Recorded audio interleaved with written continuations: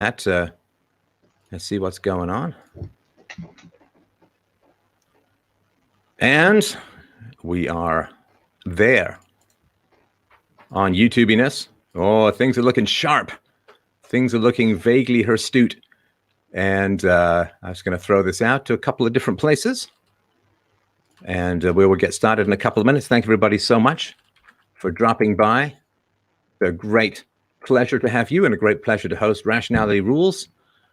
And looking forward to a nice, enjoyable, lengthy, deep stream, wide-bellied debate. Well, not wide-bellied, but everything else totally makes sense.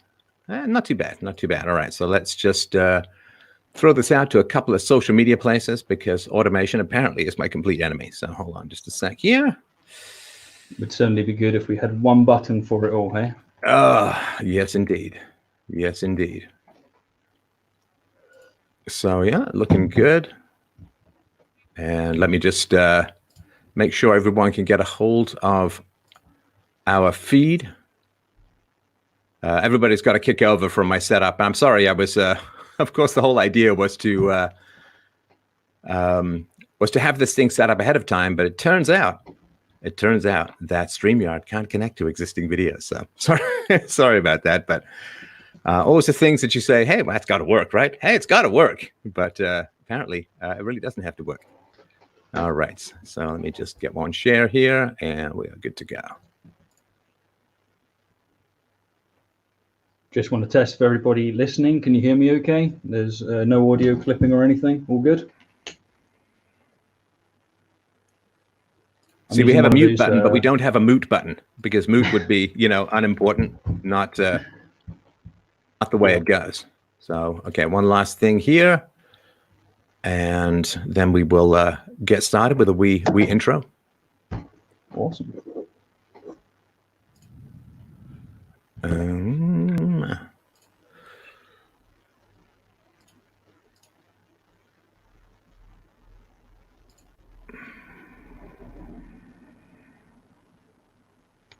Should have made myself a tea, not because, well, mainly because it's the British thing to do, right? It is a British thing to do. It's a good reason to give Hong Kong some freedom for 150 years.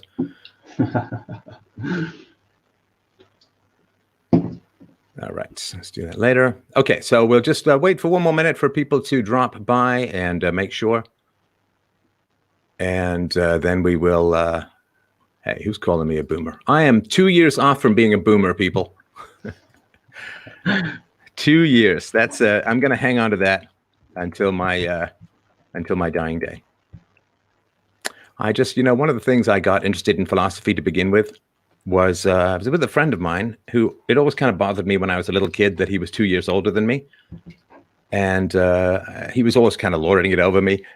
And I remember saying, well, but it's fine, you see, it's okay, because at least I get to live 2 years longer. Like I'll live 2 years at the other end, longer than he will.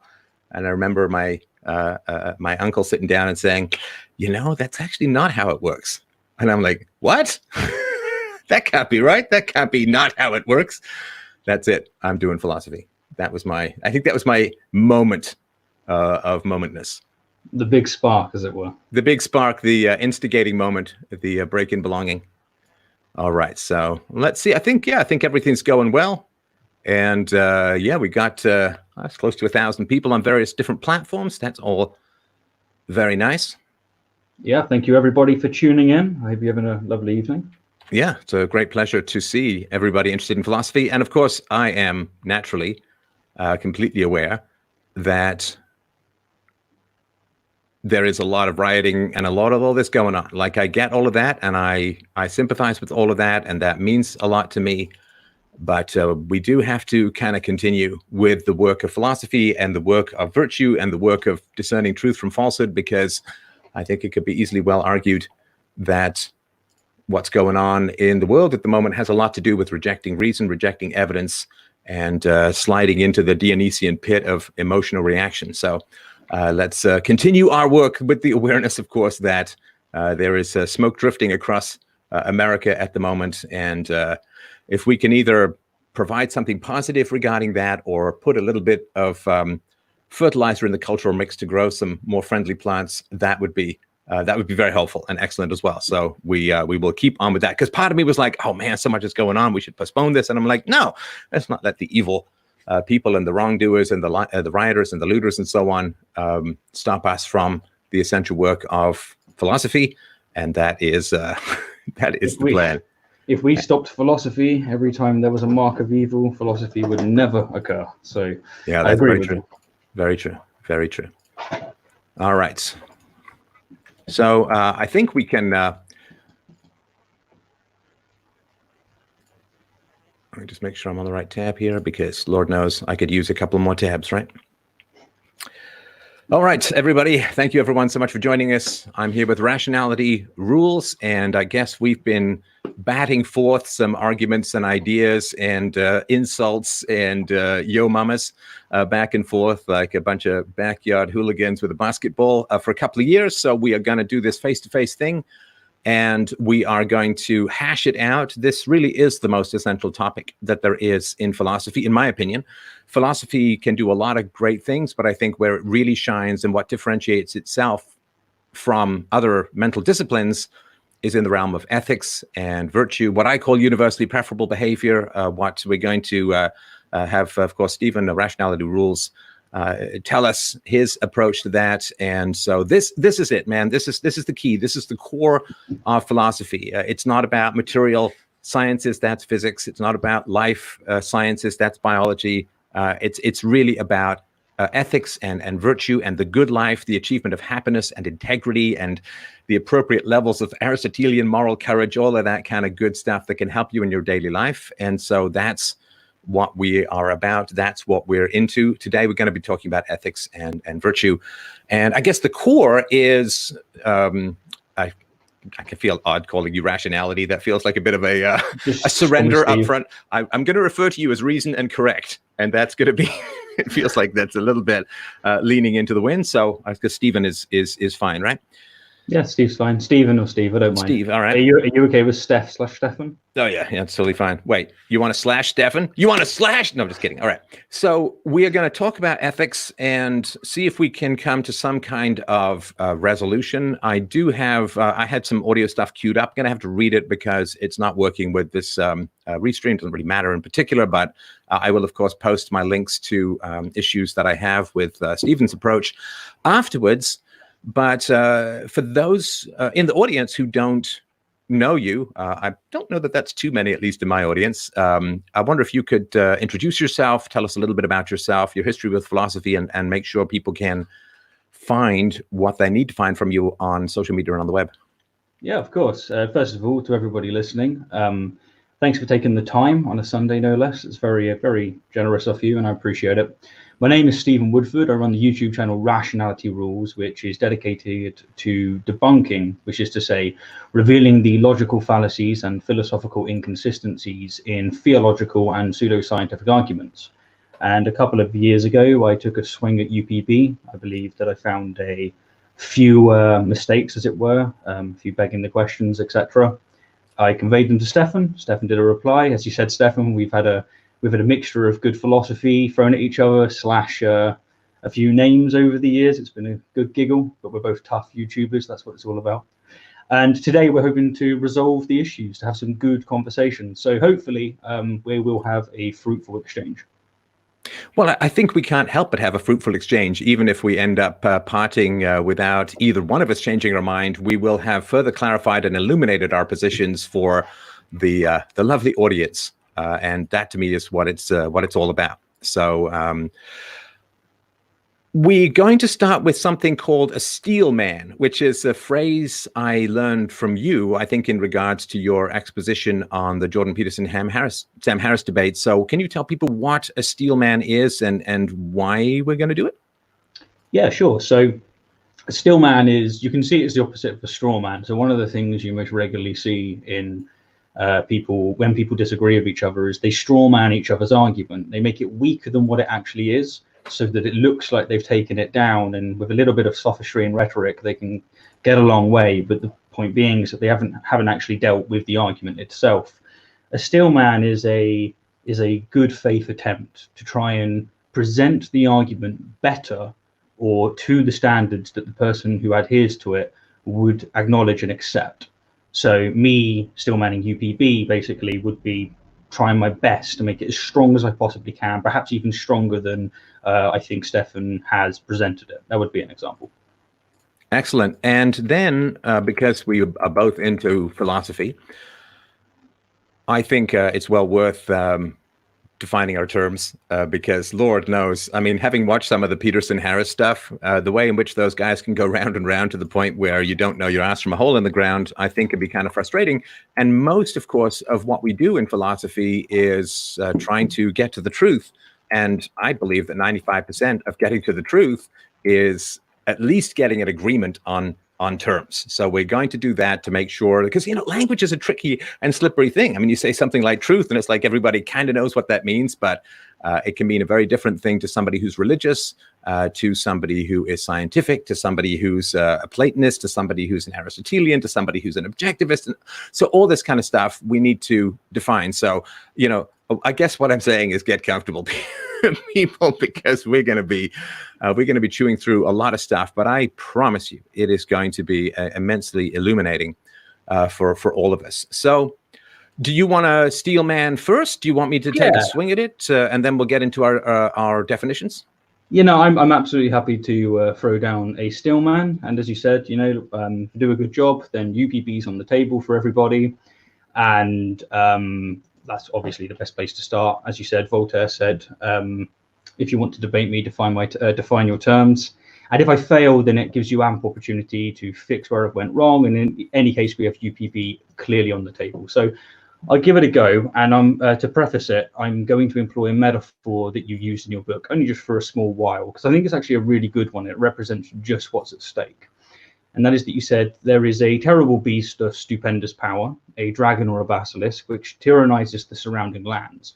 Wave after wave of champions, such as the likes of Socrates, Plato, Hume, and Kant, try to match their strength against this tyrant, try and fail. This beast is the belief that it is impossible to define an objective, rational, secular, and scientific ethical system. It is the holy grail of philosophy, and the desperate villager's only hope is for a man to appear who can defeat the beast. You believe that you are that man? That's fair play, man. Before leaving the tavern to fight the beast, you equip your armor and weapons by noting a few philosophical concepts, I would say, with your trusted sword being the notion of self-contradictory arguments, which you refer to as self-defeating in the book and also self-detonating. To give a few examples, you can't communicate to someone that you don't exist, since communication requires existence. You can't say that there's no such thing as truth, since one could easily retort, is that true? And you can't say that language is meaningless, since in order to verbally communicate that language is meaningless, language must at least have some meaning, right?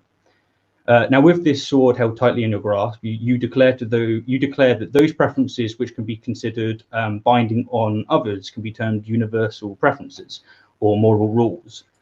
Murder, theft, arson, rape, and assault are all proven immoral. You do this by charging up to the beast, if you will, and striking it with such blows as: stealing can't be UPB, since the act of wanting something requires consent, and the act of being stolen from requires you not giving consent. Another one is: rape can never be moral, since any principle that approves it automatically contradicts it. If rape is justified on the principle of, let's say, taking pleasure is always good, then such a principle immediately fails the test of logical consistency, since the rapist may be taking pleasure, but the victim certainly isn't. The same, of course, goes for murder and assault. Or another way to put this thesis would be, and this is a bit more colloquial, see it as almost like a second Steelman, but in more general language. The essence of UPB is to say that if we're going to propose a theory of universally preferable behavior, then it needs to fulfill three conditions. If you're going to make a statement about universally preferable behavior, it needs to be universal, in other words, independent of time and place. So independent of time and place. It also needs to be something which human beings can prefer, although it doesn't have to be what they always do prefer. And it has to be behavior, because as an empiricist, you can't just read minds. And so the first question in UPB is, well, is even the concept of universally preferable behavior valid at all? And you maintain that the answer is yes. And your primary argument is, look, if you want to correct me according to some universal standard, if you want to tell me there's no such thing as universally preferable behavior, then what you're telling me to do is to stop saying that there's such a thing as universally preferable behavior. If you say to me that something is universally, if you actually put it this way, if you say to someone that it is universally preferable behavior, that you stop arguing for universally preferable behavior, well, that of course is a self-detonating statement. It is a statement that falsifies itself in the very utterance. The moment you engage in the correction of someone according to universal standards, you are enacting universally preferable behavior. Now, once we accept that, the question doesn't become, is universally preferable behavior valid? The question then becomes, which universally preferable behaviors are valid? Now, I could go into some sub-arguments, one being, what about the Schrodinger's critic, right, who never criticizes you? But I'm going to leave that off the table because I think that what I've presented is the core. How do you feel about that, and how would you like to add/take away to it? No, that's I think that's good. I do enjoy hearing my own writing come back to me. I just wanted to mention that because I'm a big fan of Aristotle as far as content and metaphysics and epistemology goes, but I'm a huge fan of Plato when it comes to rousing metaphors and analogies that really bring things to life. So I'm obviously my own harshest critic when it comes to just about everything I put out. Well, you actually might be second, but it is just nice to hear that. So yeah, I did want to just say a note on that, if that's okay, Steph. And I'm sure you don't mind the criticisms, as it were, but I just wanted to say it's not personal or anything. It's like, as you said before, YouTube is just give and take, and it's a bit of fun. It's a bit of banter. It's part of the parcel, as you've explained to others. Sure. Now, yeah. So the issue is there are 4 bands that just about every reasonable moral system has at its core, and the question is why. So the bans are on rape, theft, assault, and murder. And UPB says, okay, well, theft, stealing can't be universally preferable behavior. It's impossible because stealing is asymmetric, which means if you want something to be stolen, in other words, if stealing is universally preferable behavior, then everyone should want to steal and be stolen from because it's universal. But if somebody wants to be stolen from, it can't be theft. In the same way that if somebody wants to have sex, it can't be rape. And if somebody wants to be assaulted, it's boxing or YouTube. So we can't have rape, theft, assault, and murder as universally preferable behaviors, which is why there tend to be bans on these things. And that kind of establishes it as the sort of foundational moral ethics. Of course, property rights are validated by universally preferable behavior because we own ourselves and we own the effects of our actions, right? So as Steve points out, I wrote UPB, it's my argument, it's my book, it's my toy, it's my ball, I'm going home if I don't win. No, it's my book, right? So I sat down and thought about and wrote and typed out and narrated UPB. So I am responsible for myself and I'm responsible for the effects of my actions. I know that there's determinism in the mix, which maybe we can get to in a little while, but just as far as I go. So you get property rights, you get moral responsibility, and you get bans on rape, theft, assault, and murder. And that's a pretty tidy bow to put around a moral system. So I appreciate that. That's a fairly good summation. And I really like the fact that you got to the rape, theft, assault, and murder part, because everybody seems to get clogged on the sewage of UPB as an initial methodology and not what it establishes after you get past the gate. So I'll take a swing at your objections, if that makes sense. Sorry, go ahead. If it would be okay, because I guess if we want to get down to the nitty-gritty as effectively as possible, would you mind giving a go at stillmanning Immanuel Kant's hypothetical and categorical imperative? Because that is the main criticism I'm going to be throwing at you today. Would that be okay by you? The Kant's categorical imperative? Both of them, the categorical and hypothetical. Please. I'm not an expert on Kant, but from what I recall, the categorical imperative goes something like, act as if the principle of your action becomes a general maxim for everyone. And that's not the same as UPB. So for instance, you could say, if I'm the, sorry, you're just blurring out a little bit there. I think your autofocus is. Is that a bit better? Yeah, it's fine. So if I'm the strongest man in the village, I can say, I'm perfectly happy to have the strongest, a contest of strength be how we determine the resource allocation in the village, or who gets the prettiest girl or prettiest guy if I'm a strong woman or whatever. So there are ways in which taking your own principle of action, making it a universal principle, can end up with non-universally preferable behavior. So if you're the meanest and toughest guy and you have no conscience, you might say the capacity for brutality is how we should organize things in society. And then the more sensitive souls among us would be kind of plowed under by that combine harvester. So I do have particular criticisms of Immanuel Kant. Plus, of course, Immanuel Kant, in his application of his philosophy, ended up saying you have to obey the king, the prince, the ruler, no matter what. And that's, you know, by your fruits shall you know them, so to speak, right? I mean, if you end up in your moral philosophy saying, well, okay, if Hitler tells you to kill Jews, then you just go kill Jews, then something's gone wrong along the way. That's not a good outcome to get out of your philosophy. So Kant's philosophy is, is one of the things that laid the foundations for some of the totalitarian horrors of the 20th century. That's not specifically a disproof of his hypothesis, but it is sort of an example of, or an indication that he may have gone wrong somewhere. Sure. So, like, if you don't mind, I'll stick it on the table just because it's really clean. Like, you're correct on the categorical aspect of it being something that applies categorically, but just for everybody listening, because I think it's a really important point because it relates to a lot of my criticisms. Kant came up with two things, and that is a hypothetical imperative and a categorical imperative. And the hypothetical is like the if-then, right? Yeah, exactly. Yeah. So a hypothetical imperative is an action that you should do if and only if you want to promote some goal, whereas a categorical imperative is an action that you should do no matter your goals. Or to put this in terms of logic, hypothetical imperatives are formulated as if you want X, do Y, whereas categorical imperatives are formulated as just do Y. So just a few examples for everybody. And a hypothetical would be, if you want to stay out of prison, you must not murder. It's basically, you can only say you must not murder given that goal. Whereas a categorical imperative would simply say, do not murder, or thou shalt not kill. Another hypothetical would be, if you want to keep your job, you should not steal. Whereas a categorical would simply be, do not steal. And another one would be, if you want to live, you ought not eat a handful of arsenic. Whereas a categorical would be straight up, you ought not eat a handful of arsenic. So thanks for letting me stick that on the table, and I appreciate that fact. So no, I appreciate it. And before and I think it's worth, and I'm definitely going to do your Steelman, but I think it's sort of worth referring to the donut hole that we're currently trying to inhabit in the West in philosophy and thought, because the question of the categorical imperative was answered in the past by religion.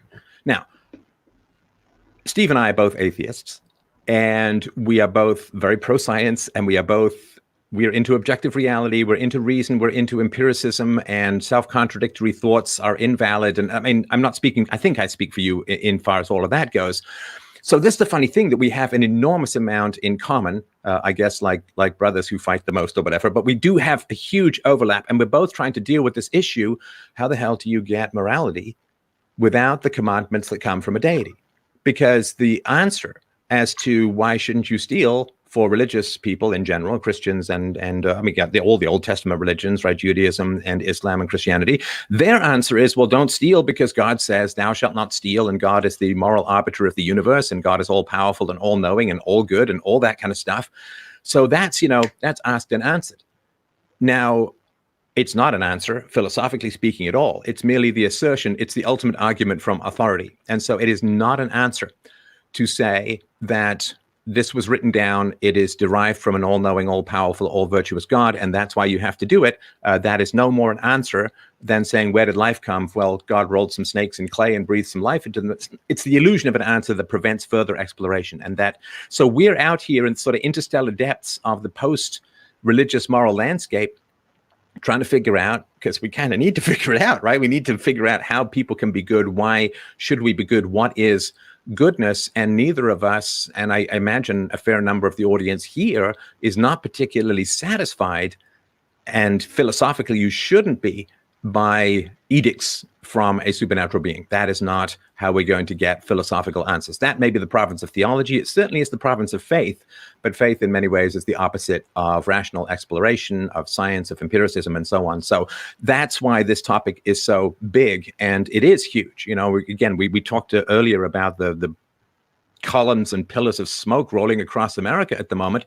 That's people who don't believe that they can reason with each other, and so they're taken to the streets and there's violence. If we lose reason, if we lose the conversation, we gain nothing but endless war and conflict. And of course, we saw this in Europe with 300 years of civil war based upon religious groups trying to wrestle control of various state governments in order to impose their views on everyone else and avoid having other people's views imposed upon them, to the point where Europe said the only way we can survive is to separate church and state. And so that's where we are. And this is why it is so absolutely essential. If we can't be good, if we can't self-restrain, we can't have a civilization, because the government can't play whack-a-mole. I mean, you see this, all of these rioters out there, they're not doing the right thing. And I'm not talking about the protesters. Protesters is perfectly fine.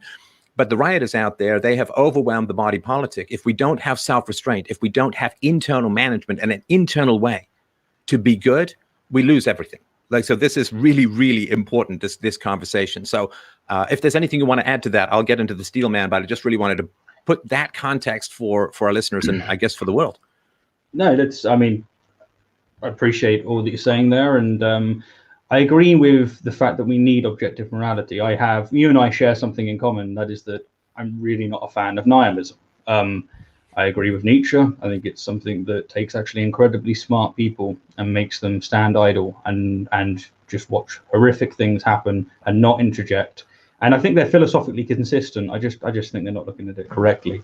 So you and I are quite unique in the sense that we're both moral realists, but we get there through different means, as it were. You were saying about stillmanning. As far as I'm concerned, you've done it. You've stillmanned my major criticism, as it were, which is Kant's hypothetical imperative.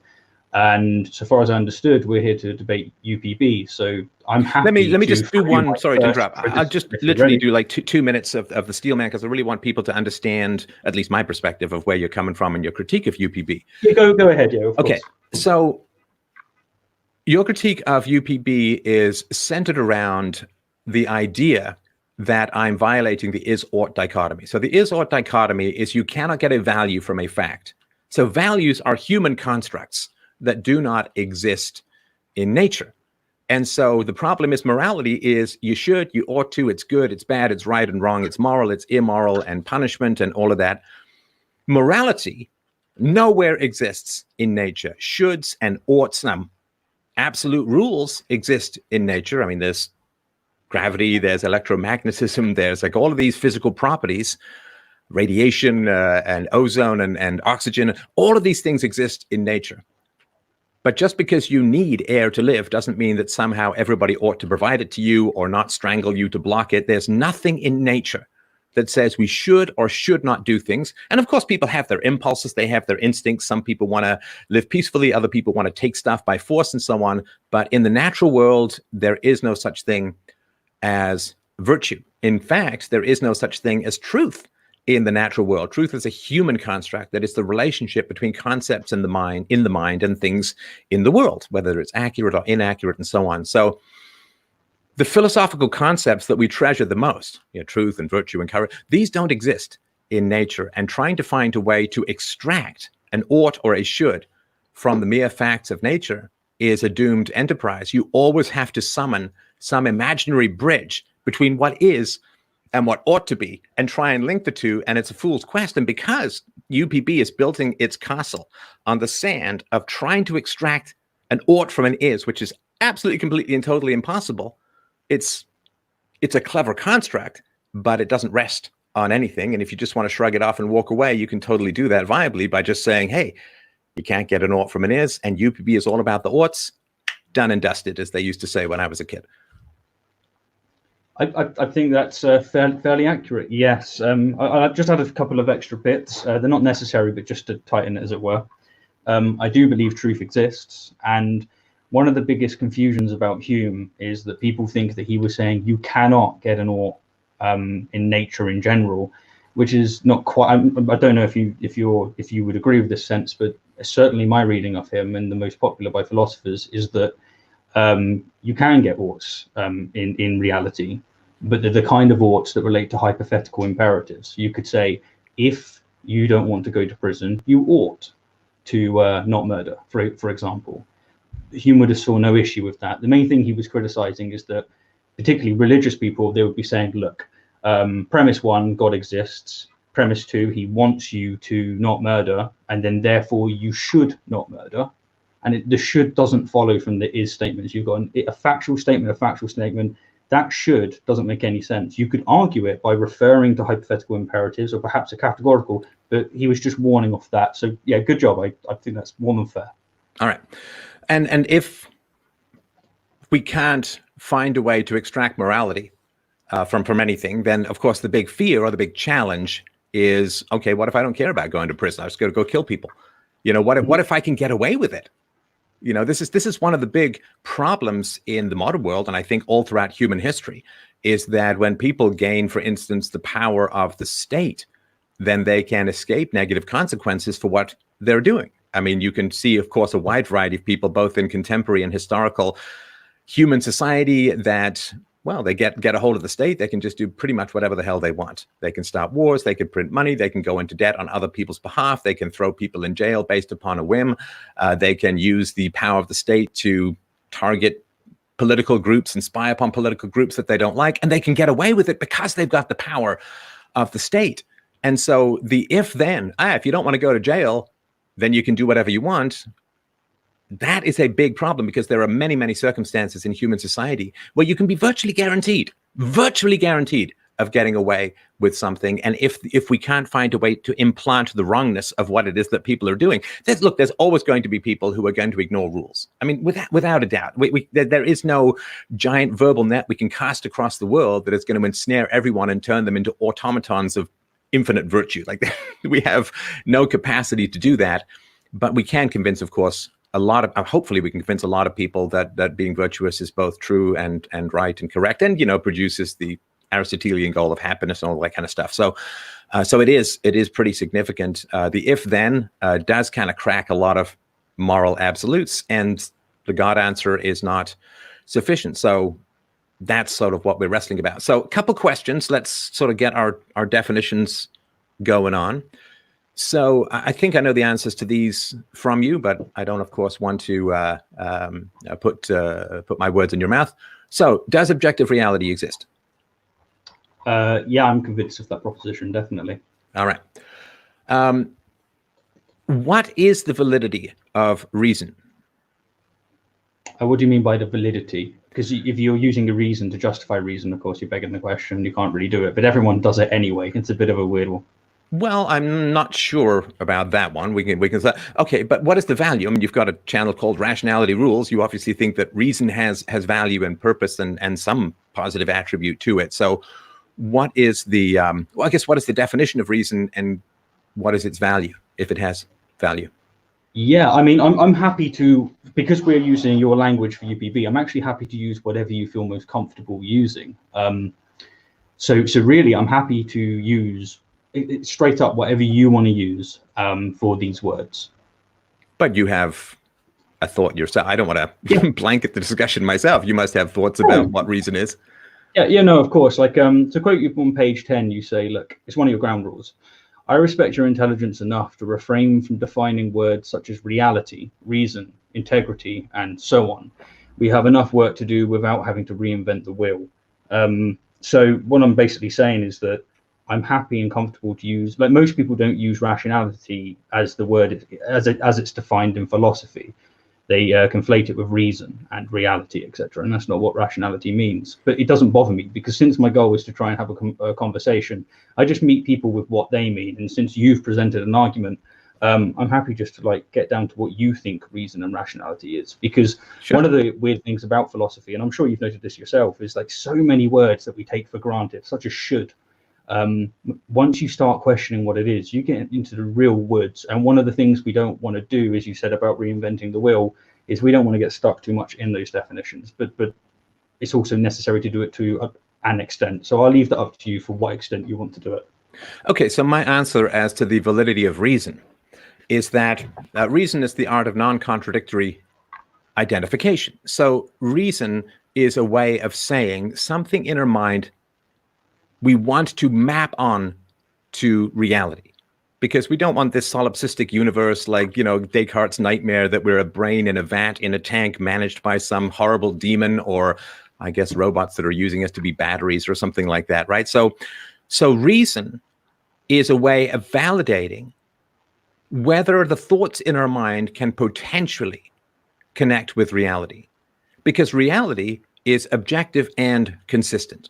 And listen, I know everybody gets dragged down to this quark, quantum mechanics, subatomic level, and that's all great for physicists. That's nothing to do with philosophy. I mean, there is a philosophy of science, don't get me wrong, but with regards to moral philosophy, all quantum phenomena cancel out long before you get to sense data, long before you get to the moral realm that we inhabit, and so on. So we at the level of sense data, at the level of empiricism, from a philosophical and daily standpoint, without having electron microscopes and weird freaky stuff that's going on with gold leaves and simultaneous particle movements on the arse end of the universe and so on, at the level that we're going to talk about, the universe is stable, it is consistent, it is objective. I won't say that the universe is rational, because reason is a human construct, but it is a way of vetting our thoughts to find out if they can potentially map onto reality. In other words, reason is a necessary but not sufficient condition for figuring out whether our thoughts can represent reality. So, for instance, if I say, hey, Steve, let's spend the weekend looking for a square circle, we're not very likely to to come up with something, right? So you have used Bertrand Russell. It's a great example, like this teapot, right? That there could be a teapot orbiting somewhere around Mars that we can't see, and it's like, sure, I guess it's possible that some prior civilization developed teapots and lost one around Mars, Matt Damon style, or whatever it is. It certainly is possible. That's within the realm of possibility.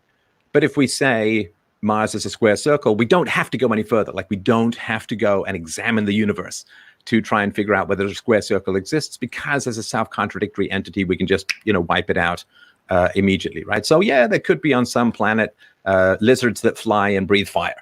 Maybe they inhale methane and spark it up with some Indian food. I don't know, right? So we can't say dragons don't exist. We can't say unicorns don't exist, because somewhere, maybe in Middle Earth, somewhere on some other planet, there could be a horse with a horn on its head or whatever, right? So it's a way of vetting our thoughts to see whether they could map on to reality. And if we have self-contradictory thoughts, it's something we need to iron out. Now, we can have self-contradictory thoughts if we're not trying to map them onto reality, and we do that every night when we dream. Right. So we have these weird, impossible dreams where, waterfalls turn into trees, turn into fire, and we can fly, and then we can breathe underwater. But we're not saying that's reality. We're saying that's a subjective, twitchy nighttime experience that trains us to deal with the traumas of the day, sometimes it seems. So reason is the way that we have our first vet of thoughts or ideas or arguments that could potentially apply to reality. Because what is the question of truth? Well, truth has to do with a mapping to reality. And that's how we differentiate it from subjective opinion, right? I may like guppies instead of goldfish as my favorite fish to have as a pet. That's a subjective opinion. But if I say guppies are mammals, I'm now taking a thought and I'm trying to map it into something that exists outside my mind, outside my subjective experience, outside the little prison planet we call a skull, so to speak. So once I'm taking my thoughts and I'm attempting to, in a sense, spray them or map them out to empirical reality, then I have to go through the first pass called, is it consistent? Is it rational? Does it hang together, so to speak, right? And this is why, the arguments that you put forward, the syllogisms you put forward are all fantastic, right? Because they do train people to say, well, am I saying it's true because I can't believe that it's not true? Am I saying that it's true because it's popular? Like, all of these things, they don't map onto things. If I say a guppy is warm-blooded and gives birth to live young and uses its mammary glands to make money off Twitch. Uses its mammary glands to feed its young and has hair. Well, then I'm just incorrect, right? So if I say that a guppy is both a reptile and a fish, a reptile and an amphibian and a fish and a mammal simultaneously, I've got contradictory entities, and so I don't need to go any further. And this is the way that science works, and this is the way philosophy should work. So science, you propose a hypothesis or a conjecture, you propose it. The first thing people do is say, does it contradict itself? If it does, you got to go back and start again. If it doesn't contradict itself, but it contradicts existing data, then you've still made a mistake, right? So reason to me is the first vetting, so to speak, of thoughts that we have that we're trying to map into an objective universe to see if they could potentially say something valid about what is. I would say that I pretty much entirely agree with you, especially on the sense of, look, we can't say for sure that there's no teapot going around Jupiter. We can't say for sure that there's no God. We can't say for sure that there's no square circle, but for all intent and purposes, given the axioms that we assume, we can say that. We have to put ourselves up by the bootstraps at some point. We can only make factual statements about what we have access to, and that's perfectly fine. That's perfectly reasonable. It's perfectly rational, because it's necessary, the situation we're in. So we're not making definitive statements.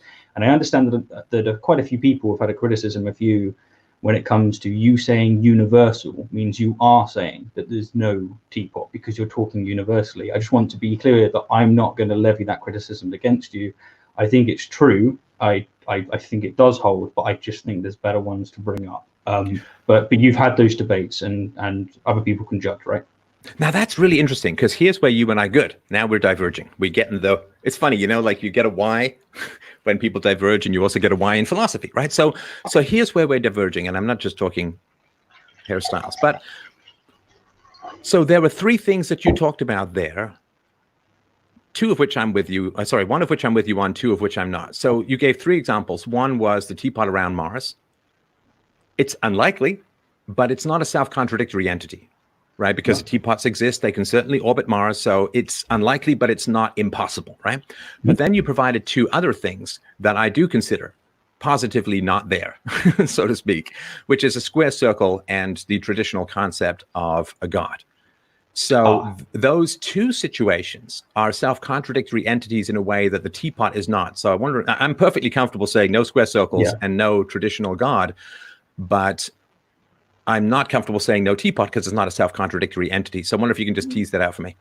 I am totally fine to run on that, because that is what I'm convinced of. You can't have a square circle in the universe. Do I know this with certainty? No, unless we insist that the universe functions exactly as we experience it, which, considering that we used to make statements about the universe based on Newton's laws of gravity, and we were very confident, we called it a law, for crying out loud. And we were really like, it's universal, etc. And then what happened is E equals mc squared and general relativity. And all of a sudden, it wasn't universal. Well, actually, it was never universal. We shouldn't have been so arrogant as to have claimed that we know it's true in all places of the universe. And what I'm expressing is that the more I've learned, and I know that a lot of people have expressed this, Hitch did, for example, the more I learn how little I know.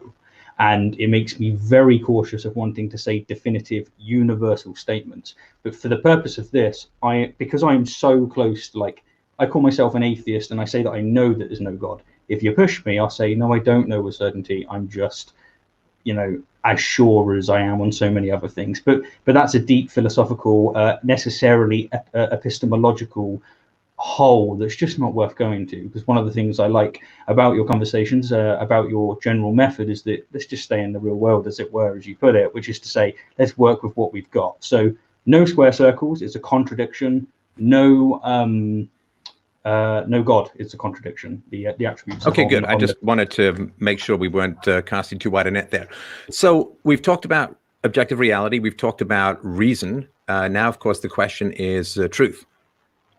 And I'm happy to have you talk about that. I don't mind jawboning, as I never do, but I don't want to overshare, so to speak. So what are your thoughts on the question of what is truth? It's just basically, does it accurately represent reality, those things that are external to us? And we have two ways, at least two ways of looking at it. One of it is that we make factual statements. It is a fact that the Earth is a sphere, for example. This is relating to reality, as it were. And the second one is that we try and describe the way in which the universe works. So we have Charles Darwin's theory of natural selection. We're now smart enough to call it a theory because, again, we don't want to make universal statements, but it's a damn strong one. And colloquially speaking, it's a fact.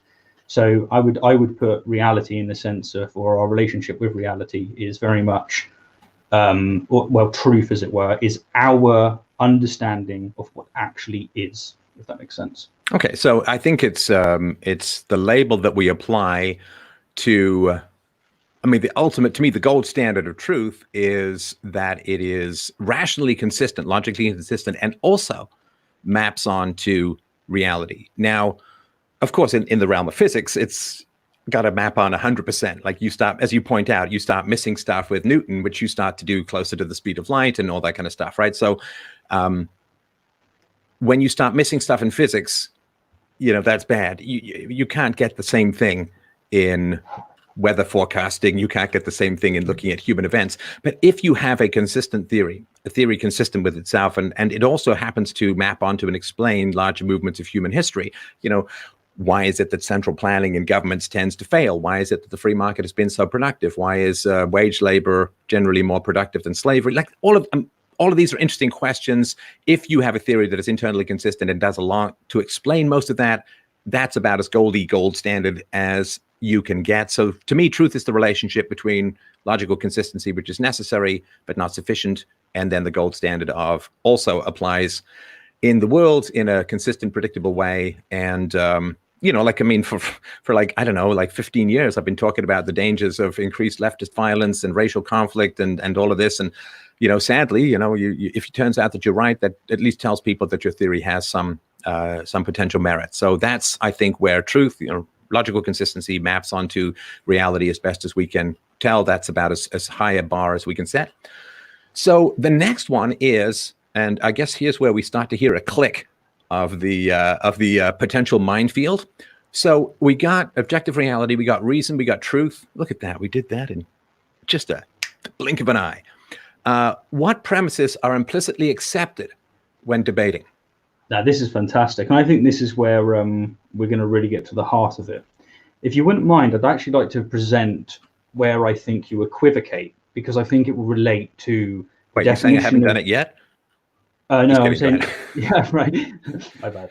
If I could put on the table the claim of equivocation, because basically I think there's about 16, 17 flaws with UPB, and particularly there's 4 of them which are game ending, as it were. Wow. So if the flaws in UPB are years, it can almost vote. That's great. A couple more and it can drink in the States. Anyway, go on. Yeah, well, in the UK, it's already free to do a few of those things, so that's all good. No, basically, in this conversation, if you're up for it, I'd like to give you about 3 or 4 of my favorite ones, and they're not necessarily mine. They are I'm so sorry. I hate to interrupt you. I really do. I do want to get into the UPB stuff for sure, but we can decide not to do what premises are implicitly accepted when debating, because if we can agree on those, then I think we're a long way towards maybe narrowing down where the major differences are. We can take that pathway first if you like. The only reason I'm interjecting here is I think that you'll understand my critique a little better if we do it beforehand. But I'm happy to go. No, if you want to do it that way, that's totally fine with me. Okay, cool, man. I appreciate that fact. But we will definitely go through those, because I think that's where the heart of our disagreement is probably going to be, because that's where Hume resides, as it were. So I was wondering if you could explain to the audience the concept of an equivocation fallacy. I'll let you take that. I'll let you take that bullet. Yeah, sure thing. So an equivocation fallacy occurs when a word or a term with 2 or more different meanings is used in multiple senses in an argument. So to give like a classical example, premise 1: laws are created by an intelligent agent. Premise 2: there are laws in the universe. Conclusion: therefore, an intelligent agent, God, created the laws of the universe. The reason why that is an equivocation fallacy is that they've used 2 different definitions of the word laws throughout their premises to get to their conclusion. So what I'd like to present is essentially where I think that you have 2, perhaps 3 definitions of UPB in your book. And once I've got all of that on the table, would you be okay with me doing that and then giving the floor to you to respond? Because one of the notorious things about equivocation fallacies when you're trying to present them is the other person wants to interject a lot, which is understandable. But would you allow me to get that on the table? I'll be quiet till you tell me not to. That's totally fine with me. Thanks, man. The floor is all yours afterwards. So, yeah. The first definition that you give of universal preferences is on page 33. And you say, quote, preferences are central to any methodology claiming to define the truth values of propositions. The scientific method, for instance, is largely defined by innate preferences for logical consistency and empirical verification. The science, the premise is, if you want to determine a valid truth about the behavior of matter and energy, it is preferable that you use the scientific method. In this sense, preferable does not mean sort of better, but rather required. And then he gives some examples. Quote, if you want to live, it is universally preferable that you refrain from eating a handful of arsenic. If you wish to determine valid truths about reality, it is universally preferable that your theories be both internally consistent and empirically verifiable. Universally preferable then translates to objectively required. I'm just going to give that one more time just because I think it's really important. Universally preferable then translates to objectively required. So here you've given a clear definition of something that's universally preferable. That is objectively required or necessary. If you wish to live, it is objectively required that you refrain from eating a handful of arsenic.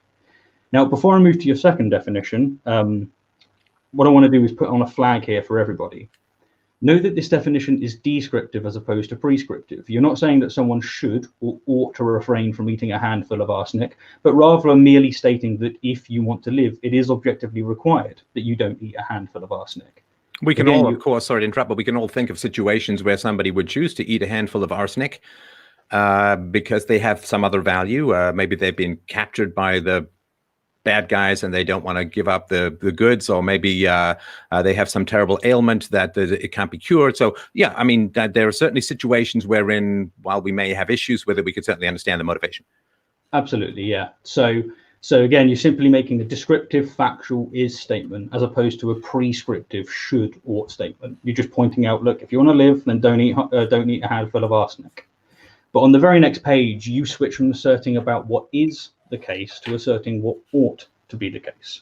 Quote, thus, when I talk about universal preferences, I am talking about what people should prefer, not what they always do prefer.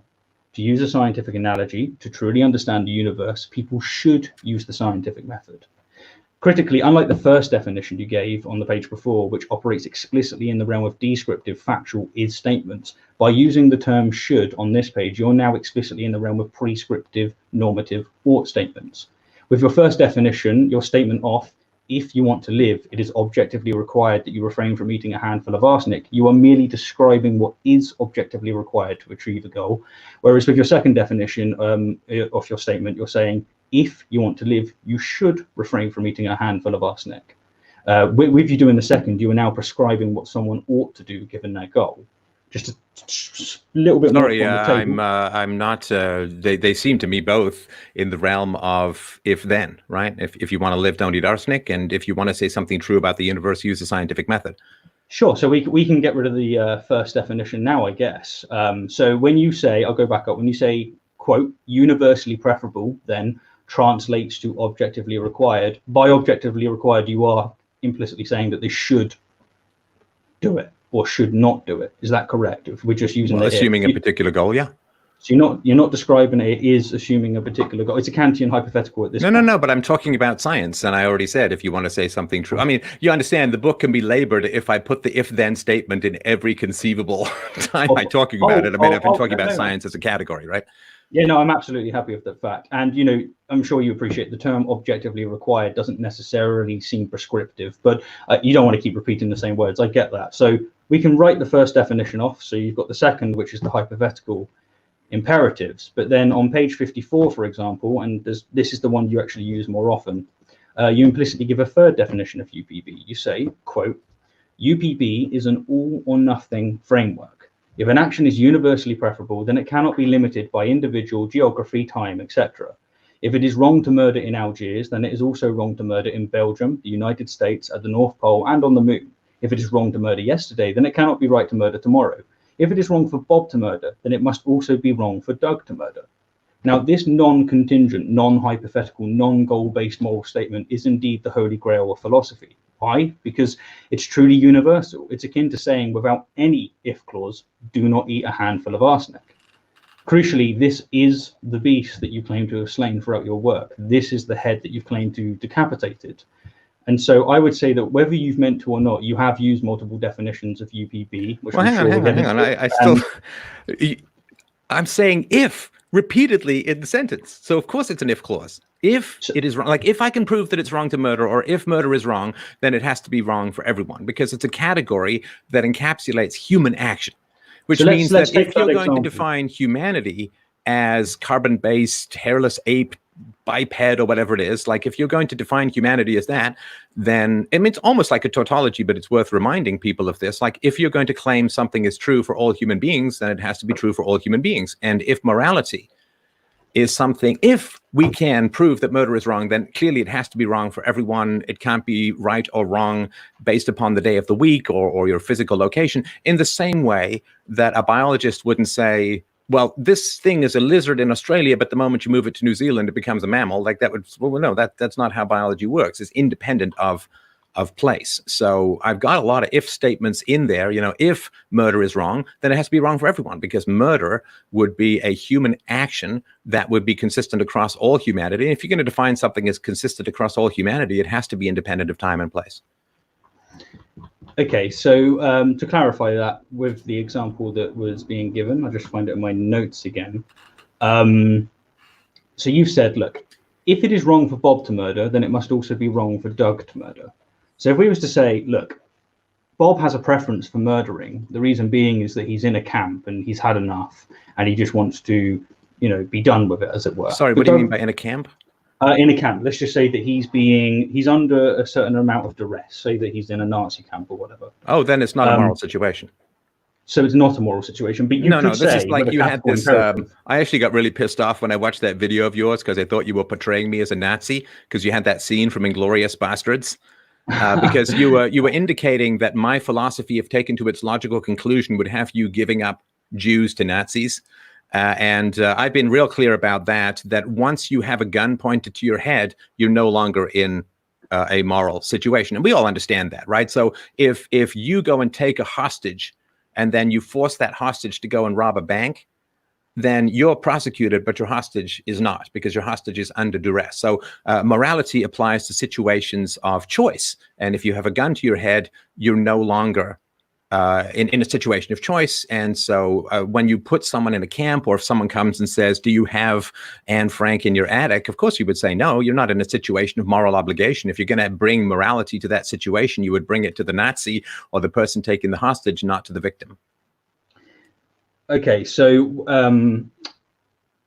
it seems to me that I would make a Kantian hypothetical imperative. I would say, look, if you want to be liked, then, you know, don't lie. But when you're in a situation where, you know, there's a gun at your face and you've got to give away someone that's under your table, I'd say, look, man, if you want to live, you ought to give them away.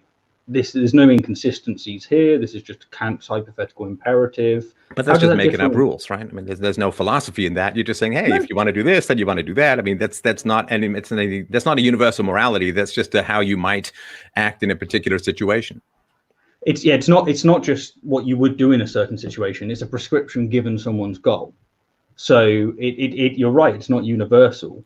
But it seems to me that if you're suggesting that for some people the action of murder can be justified, because you say if an action is universally preferable, then it cannot be limited by individual geography time. But we could limit it by individual by saying, look, this guy is in a situation where murder is, you know, something that's preferable towards his goals. No, murder can't. No, hang on. So murder can't be universally preferable behavior, because murder is unwanted, right? So you can't say everyone should both murder and want to be murdered at the same time. Well, first of all, everybody would die and there'd be no morality. So you can't, right? Because everybody would kill and be killed in some weird circle jerk Mexican standoff Tarantino moment or something like that. So if you were to say murder is universally preferable behavior, then there'd be no people. But even if we were to accept that somehow people could survive, murder is asymmetric, of course, in the way that rape and theft and assault are. In other words, murder has to be unwanted behavior. So we can talk about euthanasia and the ethics and all of that. But if you want someone to kill you, then that's not the same as murder. Murder is the unlawful, I mean, technically in the law, it's called the unlawful killing of another human being. It's not just ending someone's life. You can do that in self-defense and be perfectly justified.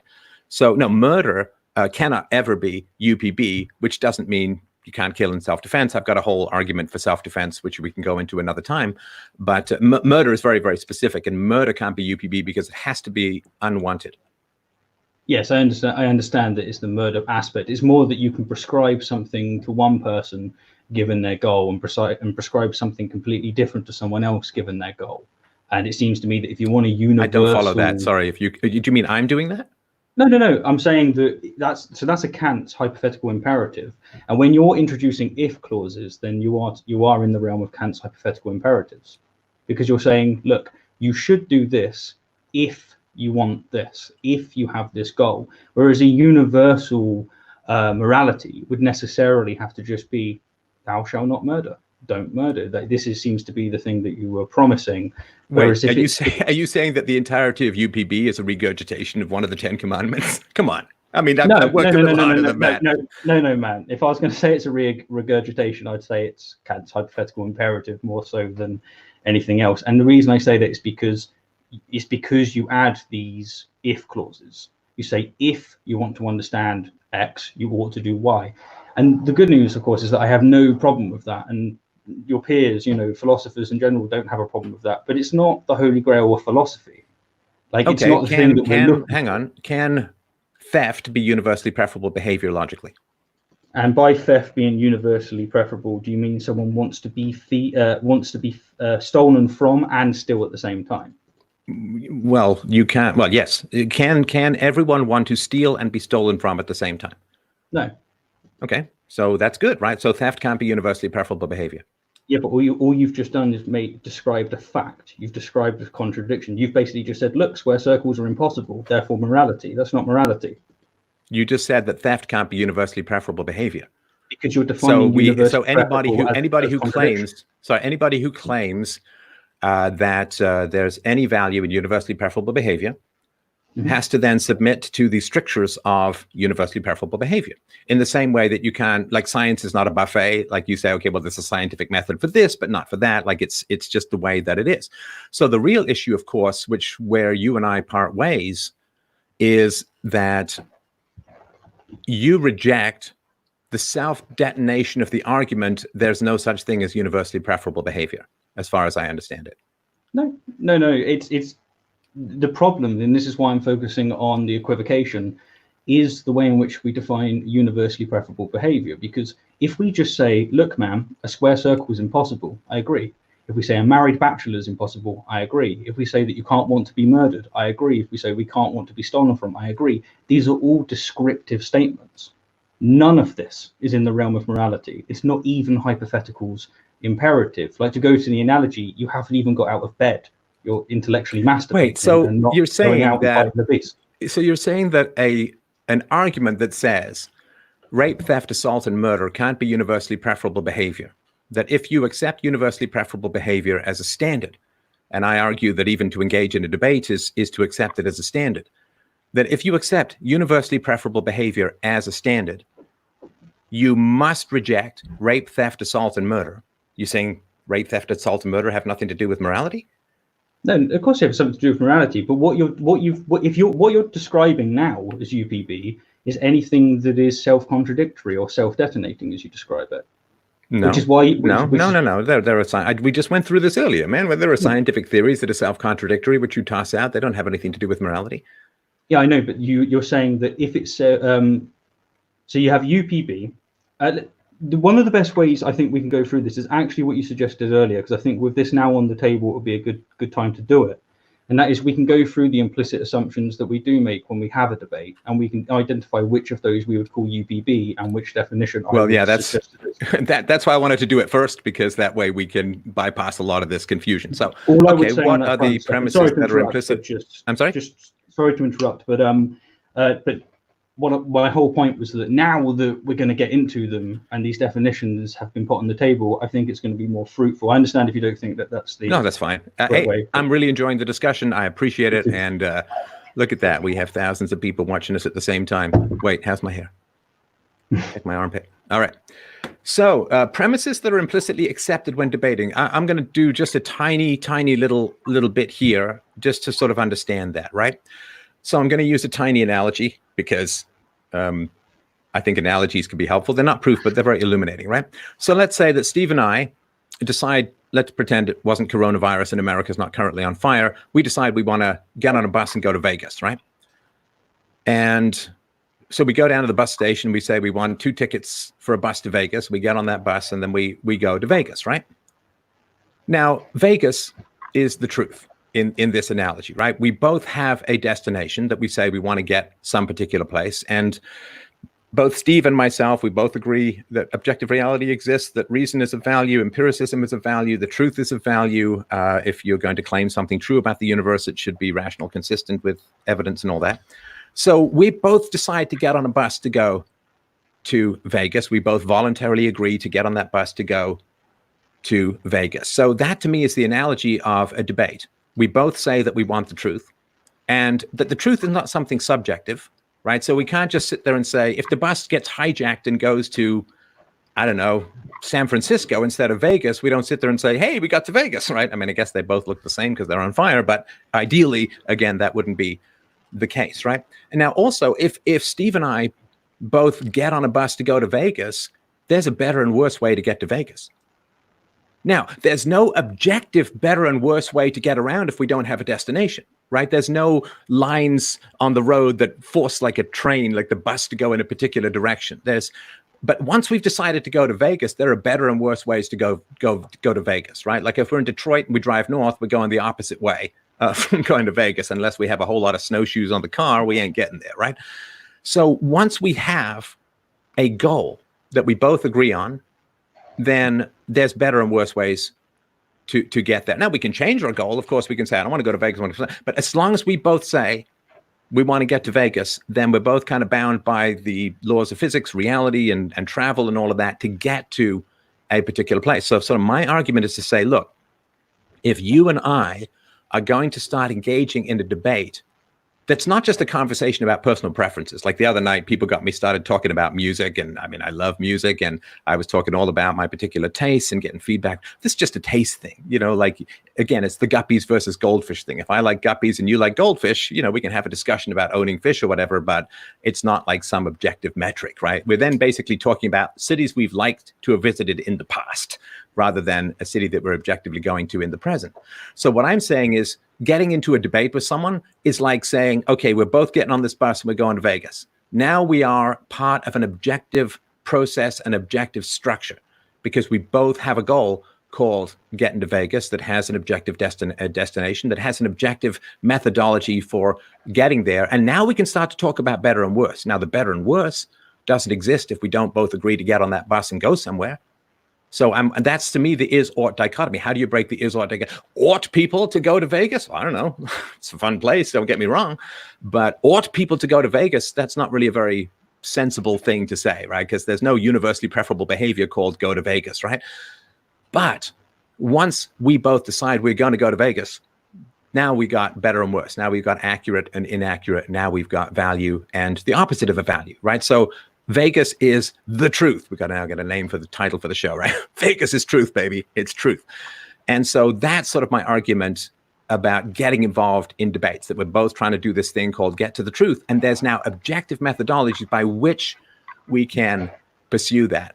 But if you and I get, last thing I'll say, this is you and I get on a bus, we're going to Vegas, and then you turn to me or I turn to you and we say, well, there's no better or worse way to get to Vegas. It's like, okay, come on. We have no purpose on this trip. Like once you're getting in the bus and going to Vegas, there's a whole bunch of stuff that you have to kind of accept, as long as your goal is still Vegas. And so since our goal remains the truth, there's stuff that's implicit. That's what we're, I think, trying to sort of unpack here. Yeah, I mean, the only thing I would touch on that is you said a lot of if, and I know it's deliberate, of course. You're saying if we have the goal. Hume wouldn't have any problem with you saying, look, if we want to get to Vegas, we ought to take this route. If our goal is to get there as quick as possible, we ought to take this route. You would have no issue, but that isn't bridging the is-ought gap. Well, I think it is, and that's, of course, where our big difference lies. So go for it. What premises are implicitly accepted when debating? Sure. So one of them would be that language has meaning.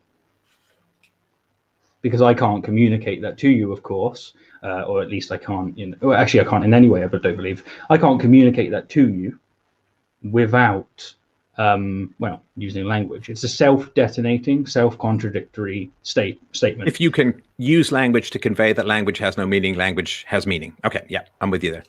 Yeah, so we both agree with this. We could use your analogy. We could say, you know what? That's the wheels of the bus. Now that song's in my head. Oh, I've There we go. been a stay-at-home dad for too long. All right. Language has meaning. Yep, we accept that. So would you call what we just described, would you call that UPB? I would say that to deny that language has meaning would remove you from the debate. I agree with that, but would you call, because you go, boom, UPB right there, boom, like, is that a boom? Is that a UPB? I'm not sure what you mean. It's not a moral So when statement. someone tries to correct you, they go through these implicit premises. I'm wondering which of these implicit premises are the ones where you say, boom, you're doing UPB there. You're enacting, you are using UPB to state to me that there is no such thing as UPB. What I'm asking is, would language be, with it being a contradiction for me to tell you that language doesn't convey meaning, is that a UPB? Well, or is that just no, that's, a simple it's a great question. Sorry, it took me a little while to sink that through my scalp. So I get the question. So what I would say is that self-contradictory statements are false. And so if you're saying to me language has no meaning, then I would say, well, you've just contradicted yourself because you're using language, the meaning of language to convey that language has no meaning. Yeah, we're totally so I would say that that's a false statement, and you could say it's universally preferable behavior to make consistent statements if you wish to be honest, if you wish to be accurate, let's say, right?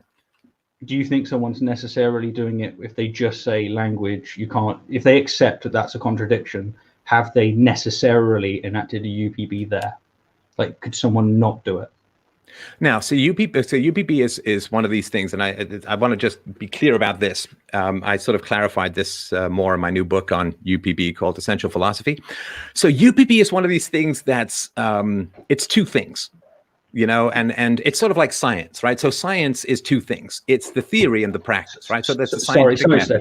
Sorry, I promise I'll let you continue. Apologies. Yeah. I know it's rude, but if you're saying that UPB is two things, then you've kind of proven my point with equivocation fallacy. No, not at all. No, not at all. Okay. I mean, science is two things, right? You can redefine it in different ways, but no. Science is the theory and practice of science. There's the scientific method, which is not science directly. And then there's the practice of enacting theories and experiments and reproducibility within or under the umbrella of the scientific method. So just to clarify that point, I'd say you just gave two things. You gave science and then a scientific method. They're different things. They have different definitions. There's no problem there. Whereas no, but they're both under the umbrella of science, right? Yeah, but if we're going to use under the umbrella, then, you know, if we're using one definition, to be clear on what a preference is, and no, but I get that. So there's UPB, which is just around self-contradictions are invalid, right? Or things that contradict empirical evidence are invalid. So that's UPB. And then there's UPB, which is used to evaluate moral propositions. And that's very clear in the book. I mean, I know it's not super clear, and that's why I've sort of written a thing that clarifies it more. It's one of these things that when you sit with the idea for so long, it becomes clear to you, it's a little less clear to others sometimes. In your book, you defined it as anything that's not to do with preference, with people per se. You just called it aesthetics, and you called it, if it's to do with people preferences. You discarded it in reference to just facts in general. You necessarily made it part of morality. Well, no, because it's universally preferable behavior, which we talked about earlier, that our statements be internally consistent and consistent with empirical reality. Okay, so I guess we can go through those implicit assumptions a little further to bury them out from there so that we can figure out which one's a UPB. I'll let you continue. I didn't mean to interrupt. I just wanted to clarify a few things. Okay, so language has meaning. I mean, objective reality plus the other person has to exist. Yep. So, yeah, I'll get these down. Yep. When you say that, when I assume that you exist, which is necessary for me to have a conversation with you, is that UPB? Well, it is not UPB to say that self-contradictory statements are valid. Sure. And if I say that I'm communicating with you and that you don't exist, then I'm contradicting myself, right? Yes. So that is a UPB. Well, it's a UPB violation to claim that self-contradictions are valid in reality. Okay, so you would say, so we've got language down, and we've got the other person existing. The senses are valid. Or at least as accurate as we can get. We caveated earlier, but Yeah. Let's just be honest. Fuck that crap. Like, we get straight to the business. Listen, we've all had those conversations where you're in a hot debate with someone, and and you try and reassemble it so as not to break the flow. But yeah, the senses are valid, right? Valid enough. It's like saying, language has meaning. It doesn't mean it's perfect, which is why we kind of work on these definitions, right? But yeah, language has the capacity for meaning. Objective reality exists. The other person exists. The senses are valid. And accuracy is preferable to error. So these are necessary assumptions that we make during debate. So when it comes to the language one, of course, I've made that assumption. I would say it's a factual statement that I've assumed, and that is that language has meaning. When it comes to assuming that you exist, I've made that assumption. Again, we're nowhere in the realm of morality here. This is just a descriptive statement about I've assumed that you exist. With validity and whatnot. So we both assume that we're playing by the game of rationality. We both assume the laws of logic, for example. So there we go. We're playing by that. I agree with you. I don't see any should here whatsoever. I'm just wondering if you could tease to me where the should is, because I don't think you don't see any shoulds. Sorry, I don't mean that's incredulity, which is, I'm sorry. Let me be clear. So if someone says, I want to debate with you, but I don't believe that you exist, that's a self-contradictory statement, right? Yeah, okay. It's self-contradictory statement. So I'm not going to debate with somebody who won't accept that that's a self-contradictory statement because they're not in the realm of reality and they can't achieve truth. Yeah, basically you're saying, are we going to accept these rules, these factual descriptive rules in order to have conduct? Yeah, and I'm accepting these rules. Okay, so there's your should. So where's the should? The should is I'm not going to participate in a debate with someone who doesn't believe that I exist and language has no meaning. And the reason for that is that if they genuinely believe that, then they won't debate with me. So there's a contradiction there, right? So if somebody says to me, Steph, I want to debate with you, but I don't believe that you exist, that's a contradiction, right? Mm-hmm. Okay, so I'm not going to debate with somebody who accepts contradictions, obviously, right? Yeah, so the contradiction aspect is, you don't want to debate with people that won't play by the rules. I don't want to play chess with someone that keeps moving their rook, diagonally. I agree with you, but where's the should here? It's like I have the hypothetical imperative. No, if you want to debate, then you should be consistent. And now you can try and, like, if you want to play chess, you got to move the rook horizontal and vertical, right? X and Y. Yes. Yeah, okay. So we accept those rules, but you just said if you want to play chess. Like, I agree with you. Sure. If you want to debate, then you have to accept non-contradiction. Yeah, if you want to debate me, you have to accept non-contradiction. Yeah. So by debating me, you are accepting non-contradiction. But the key word there, Stefan, is that you said if, which is a hypothetical imperative. But who cares? Oh, God, man. Look, do you speak Japanese? No, I do not. Okay. So if someone said to you, hey, Steve, why don't you come to Japan and give a presentation in Japanese to Japanese people who don't speak English? What would you say? I'd say if you pay me enough money and you give me enough time to learn the language, I'll give it a shot. No, tomorrow. Just, and no pay. I'd say, sorry, I'm unequipped for it. It's just as someone came up and said, hey, do you want to fight Mike Tyson tomorrow? Nope. Well, I'll wait 20 years and give it a shot, right? But, okay, so if you can't provide meaning to Japanese people because you don't speak Japanese, then you're not going to go, right? Well, I think I could provide meaning to them if I don't speak Japanese, but I'm not going to get pedantic on the point. But I wouldn't go. No, you just said you wouldn't go, right? Let's not get overly no. Tricky, but right? We say that, but definitions are really clear and stuff. I don't want to end up saying something that's not true, of course. Which is, of course, I can provide meaning to them. They could find my hair or my face funny, or I could juggle. Don't need language for that. No, I get your point. Okay, so let's. Your language would have no meaning to them, right? Yeah, sure. Okay. So if somebody genuinely believes that language has no meaning, they will not debate me. Sure. We accept that, right? Or they can't debate you. Sorry. Well, no, they themselves will not debate me. It wouldn't make sense. Yeah, I agree with you. So by debating, the if is done. Okay, so well, if language has meaning, then you can debate, right? Okay, so let me tell you where I think that if is, and you correct me where you would put it. Okay, I would say if I want to be accurate about UPB, I ought to debate Stefan Molyneux. No. Let's stick with the language thing. Well, that's way down the field. That's way down the field. That's the only reason I'm having a debate. It's all predicated on if clauses. I have preferences. We were just right there. We were just right there to solve the issue, right? So let's just stay where we were just being really productive, if you don't mind, just for a sec. So the if is by engaging in debate, you accept that language has meaning. So if you debate, you must accept that language has meaning, because if you don't accept that language has meaning, you won't debate. The very act of debating solves the if. It's embedded in the act of debating. So we're going to have to spell this out a little further. So no, that's good. This is the whole thing, right? When I say I'm going to debate you, one of the premises, of course, is that language has meaning.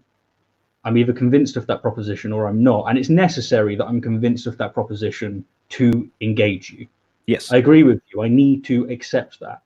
And then I can say, if I want to be accurate about UPB, I ought to have a conversation. And it's predicated on the fact that I accept that you exist, I accept the language, etc.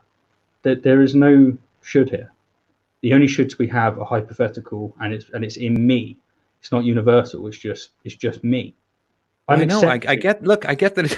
I mean, universal. There are no universals that exist outside of the human mind. I get all of that, right? There's no morality that exists outside of a relationship that we have with each other. There's no scientific method inscribed in the nature of atoms. There's no physical laws in the universe that are written down anywhere except in a book written by human beings. So I get our concepts, our ideas. They don't exist out there in the real world. I get all of that. And if that's where Hume's at, and you can't get these shoulds from the is. I get all of that, right?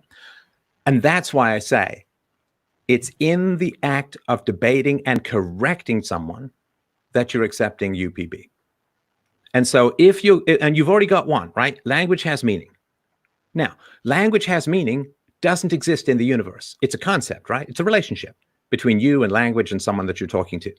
So it's like saying there's no such thing as marriage, because marriage is not an umbilical cord that ties two people together, right? I mean, there's no such thing as a forest because the forest is just a concept and the individual trees aren't bounded by a conceptual cloud called forest that you can measure with a spectrometer or something like that, right? So it is the should or the ought is accepted in the very act of conversing. In other words, you accept that language has meaning when you engage in a debate. Yeah, and so if we accept that, that's the should. That's the ought. Language has meaning. That's the only way you get to debate, is to accept that. So you can't argue that language doesn't have meaning. That's already off the table. I agree that you can't argue that language doesn't have meaning. What I'm disagreeing with is whether or not the should, as it were, is a categorical or a hypothetical, because it's hypothetical. If you debate, right, that's the if. If you debate, you must accept that language has meaning. Now, you could say, well, what if you don't accept that? Doesn't matter. You're not debating. Like, you're not part of the conversation.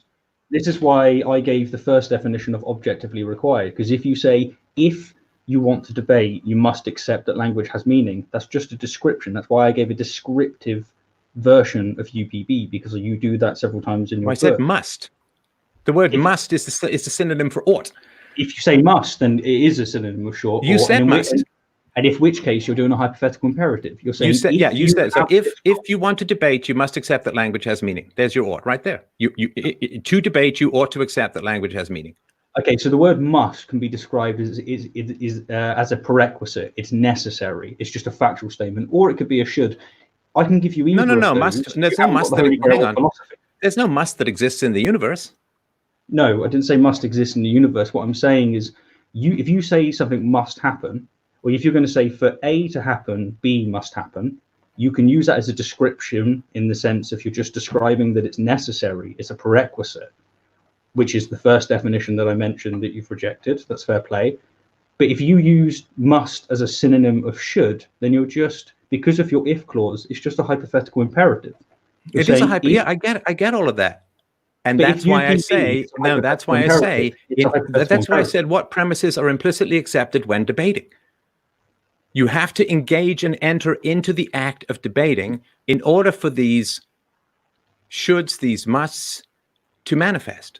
And if you're not engaged in the act of debating, then you don't have to worry. If you're not correcting anyone, if you're not telling anyone they're wrong, if you're not engaged in the act of polishing the sword of human thought or anything like that, fine. If you're napping, you're not debating. And though you don't have to figure out whether language has meaning, because you can have a baffle-gab combination of Klingon and Hobbit in your dreams, and who cares, right? So it's the moment you step into a correction-based conversation with another human being, boom, all of those ifs and oughts are satisfied. At least the ones we've started talking about, that other people exist, objective reality exists, the senses have validity, and so on. Those are all accepted. All of those are accepted. They don't exist in the universe, but they exist in you participating in the act of debating. I guess to wrap up on this part for now, if you're up for it, and I'll give you the last word on this part. Basically, there's other balls that I want to throw at you, and I don't want to bore the audience with us getting too far bogged into just disagreeing. When I debate with you, I assume lots of things that are contradictory can't be true. So I assume that language has meaning. I assume that reality exists, that you and I inhabit reality, that you and I have a conversation, that, you know, language is a useful thing for meaning. I assume all of these things.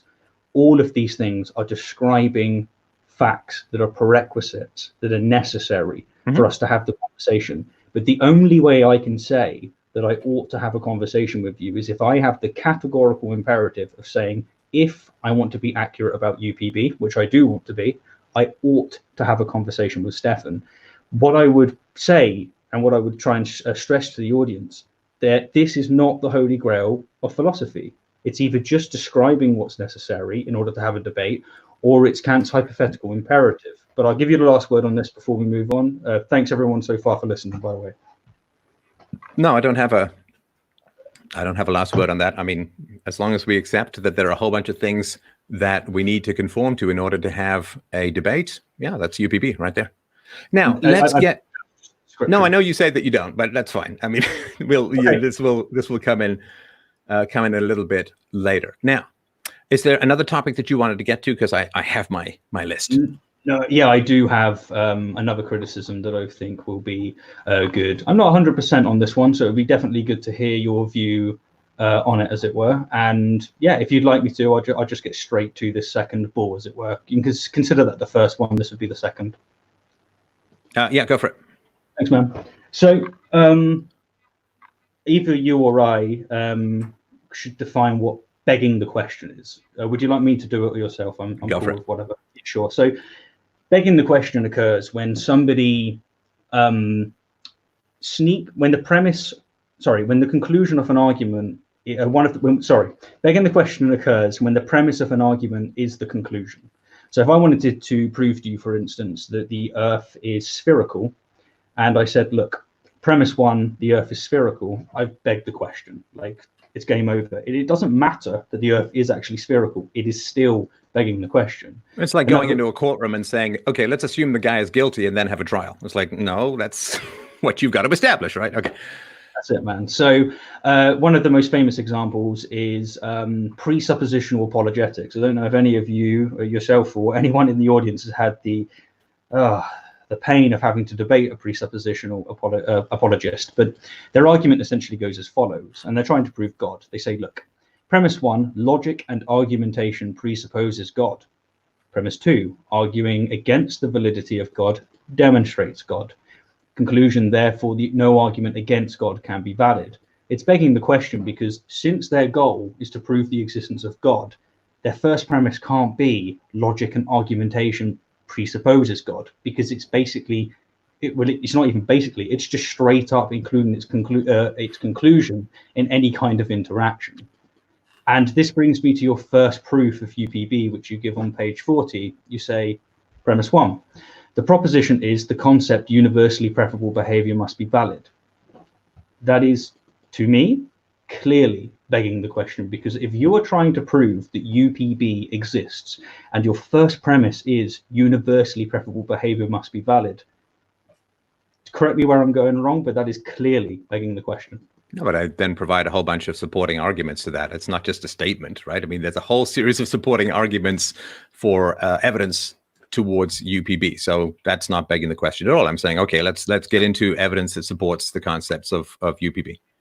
Okay, so if I wanted to prove to you that the Earth is a sphere, and my first premise was the Earth is a sphere, and then you said to me, you're begging the question. I said, no, because I give evidences elsewhere. My argument is still begging the question. Those arguments over there, which can be laid out in premises, may not be begging the question, but it's still begging the question. So I guess no, I can't go with you there. I don't have the text in front of me, but I go through a lot of effort to establish the validity of UPB. So saying I just state it and that's begging the question, come on. I mean, let's be fair about that. No, so I don't. If I'm honest with you, I just don't think you understand begging the question. And I apologize if that comes across in any demeaning way. It is not. Well, no, I don't have the text in front of me, so I mean, I don't know what context you're quoting in. It doesn't. A syllogism doesn't need context if it's guilty of certain logical fallacies. No, because if I say UPB is valid, and then I say here's all the arguments why, and you say, well, you're saying UPB is valid, and that's beg this. Let's not do this part. This part is, I think, beneath both of us. Let's see if we can get on. Because you got to tell me, if you want to start quoting my book, then you got to give me the quote ahead of time so that I can see the context of what it is. You're just pulling one sentence out and saying that's begging the question. That's boring for the audience. And, email me and I'll sort of provide something else. But I can't sort of pull up the text and see what else is around there and all that kind of stuff. So let's, I don't have the context for that. Now, let's get to, if that's all right. Please, sorry? Because this is critically important. Well, if it was so critically important, why wouldn't you send it to me beforehand so I could have a chance to review the text that you're quoting? I mean, come on, this is an ambush, right? No, it's not. Listen, okay? My first video reply to you, the first criticism I gave you was off your first proof, because I assume it's your favorite proof because you put it first. May not be true, it doesn't matter. But I gave you this clearly, and when you reviewed my video, you literally That's like a year and a half ago, man. Come on. I mean, let's deal with what we can debate in the here and now, rather than trying to quote pull from a book from years ago, from a rebuttal you did from years ago. Let's just stay in the here and now, because we were doing really well when we did the here and now. And listen, I'm more than happy to review the issues that you have, but again, without preparation, without having the text in front of me, it's back foot time stuff. So because we were having a great conversation with regards to the other stuff, and I'm not saying it's an invalid criticism and so on. It's just that I can't go and review my book live in a debate. And if it is that important, just next time send it to me ahead of time, and I'll have a chance to review it first. Okay, I'll finish my point on it. I can see you want to move on. It is important that I stress this to people. When a syllogism begs the question, context is actually irrelevant. The reason being for that fact is that syllogisms work in a function. They try to prove something with their conclusion, and it follows from the premises. If it doesn't follow from the premises, or there's a logical fallacy committed, you do not have to read anything else, end off, because that is the way in which that logical fallacy comes across. When you watch the video, Stefan, I gave you the criticism, I gave you the time to be able to respond, and you simply just said, no, it isn't, and you moved on. And so I was hoping that when we got, I don't know what I said 2 years ago, man. I mean, this a bit of an ambush, right? Let's deal with stuff that we can reason out in the here and now. Mate, honestly, if me pointing out where you're begging the question is an ambush, come on, man. This is the conversation that we want to have, right? You invited me on. No, but I don't know what the context. This is really boring. Let's do this another time, and maybe you're completely valid, but there's. Okay, we'll do it another time. If that's what you. Yeah, there's. I don't know what the context is, and I know that I've got a whole bunch of proofs for UPB, and I'm not just assuming that it's true and moving on. Okay, now let's get to. I did have a chance to look at. Do you want me to skip all of your arguments, by the way? I'm sorry. Do you want me to skip the other 4 arguments as well, where I can point out the logical fallacies? Because basically you beg the question in 4 out of 5 of them, and the 5th one's a non sequitur. I think I could very clearly show it to the audience, but if you feel like I'm ambushing you, let's do that. Let's do that when I have a chance to reread the part of the book that you wanted, and I'd love to do it again. I really would. Let's do that when I have a chance to review the book and see the larger context of the arguments and all that kind of stuff. Sure. So let's have a look at. Let me just grab it somewhere up here. I have it in some useful fashion. All right, hang on a sec here. So I did want to have a look at some of the stuff that you had put out. Now, I'm sorry, I will actually post this in the links below. I was hoping to sort of play these directly, but it doesn't look like this particular piece of software actually does allow me to sort of play you in the background and all that kind of stuff. At least I don't think it does. So I will just read these aspects of things, right? So we've gone through a lot of them, but when you say in the video that you did on my Humean suicide, where you've got me as, I think, Dr. Evil or whatever it is, right? So you say, I'm not saying that being correct is preferable to not being correct, right? So you don't state any preferences for being correct, right? And you say, I'm sorry? Sorry, I thought that you paused to want an answer, but no, I'll let you carry on and then I'll give you the answers. Yeah, so your quote is, when someone corrects Stefan, they are not necessarily implicitly accepting the fact that it would be better for him to correct his error. While it is fair to say that most people accept this premise, that is, they assume that Stefan has the goal of being accurate about UPB, others don't make this assumption. I, for example, don't. When I correct Stefan, I do so because, one, I have the goal of being accurate about UPB, and I know that by publicly expressing a critique, I increase the chances of someone else correcting me, should I be mistaken. And two, I assume that you, the viewer, have the goal of being accurate about UPB. I, however, do not assume that Stefan has the goal of being accurate about UPB because, honestly, I'm not entirely convinced that he does. It's for this reason that I don't tell him that it would be better for him to change his opinion. I don't, in fact, tell anyone that it would be better for them to change their opinion. Indeed, I don't make any ought claim whatsoever. I exclusively make an is claim. It is the case that Stefan is correct. So your approach is that you don't make ought claims and you don't tell anyone that it would be better for them to change their opinion, and you don't violate the is-ought dichotomy. Is that correct? So there's a little bit of text before and after that that's relevant, and that is that the word better is like the word greater. It doesn't make sense without a reference. Greater to what? Better to what? And this is where the if clause comes in. So the example I gave was, look, Stefan, if you want to win the race, you ought to sprint as fast as you can. However, if you want to rest your broken leg, you ought not sprint as fast as you can. So I do make if and should statements, but I do them by either explicitly knowing that someone has a hypothetical goal, hypothetical imperative, or I implicitly assume that they have the goal. So most people I interlock with, I assume that they have a preference for truth over falsehood on the matter that we're talking about. And so yeah, it's always contingent, and words such as better or greater or even good are always in reference to something. Otherwise they make no sense in and of themselves. But do you think that the word correct is more objective than something like better? But correct being more objective than better?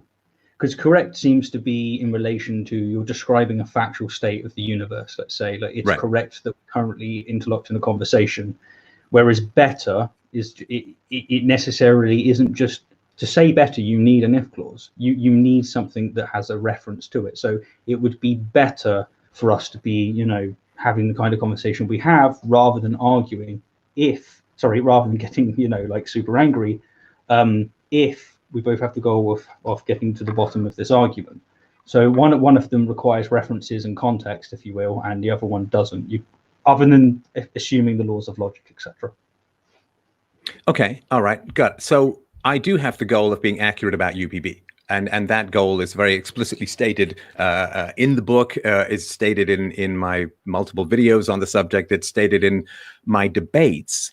So I'm just curious why you think that I don't have the goal of being accurate about UPB when I so one of two things has happened. Either you've omitted a really important word from my quote, or I failed to put it in. I'm going to assume the latter, and I apologize for doing it.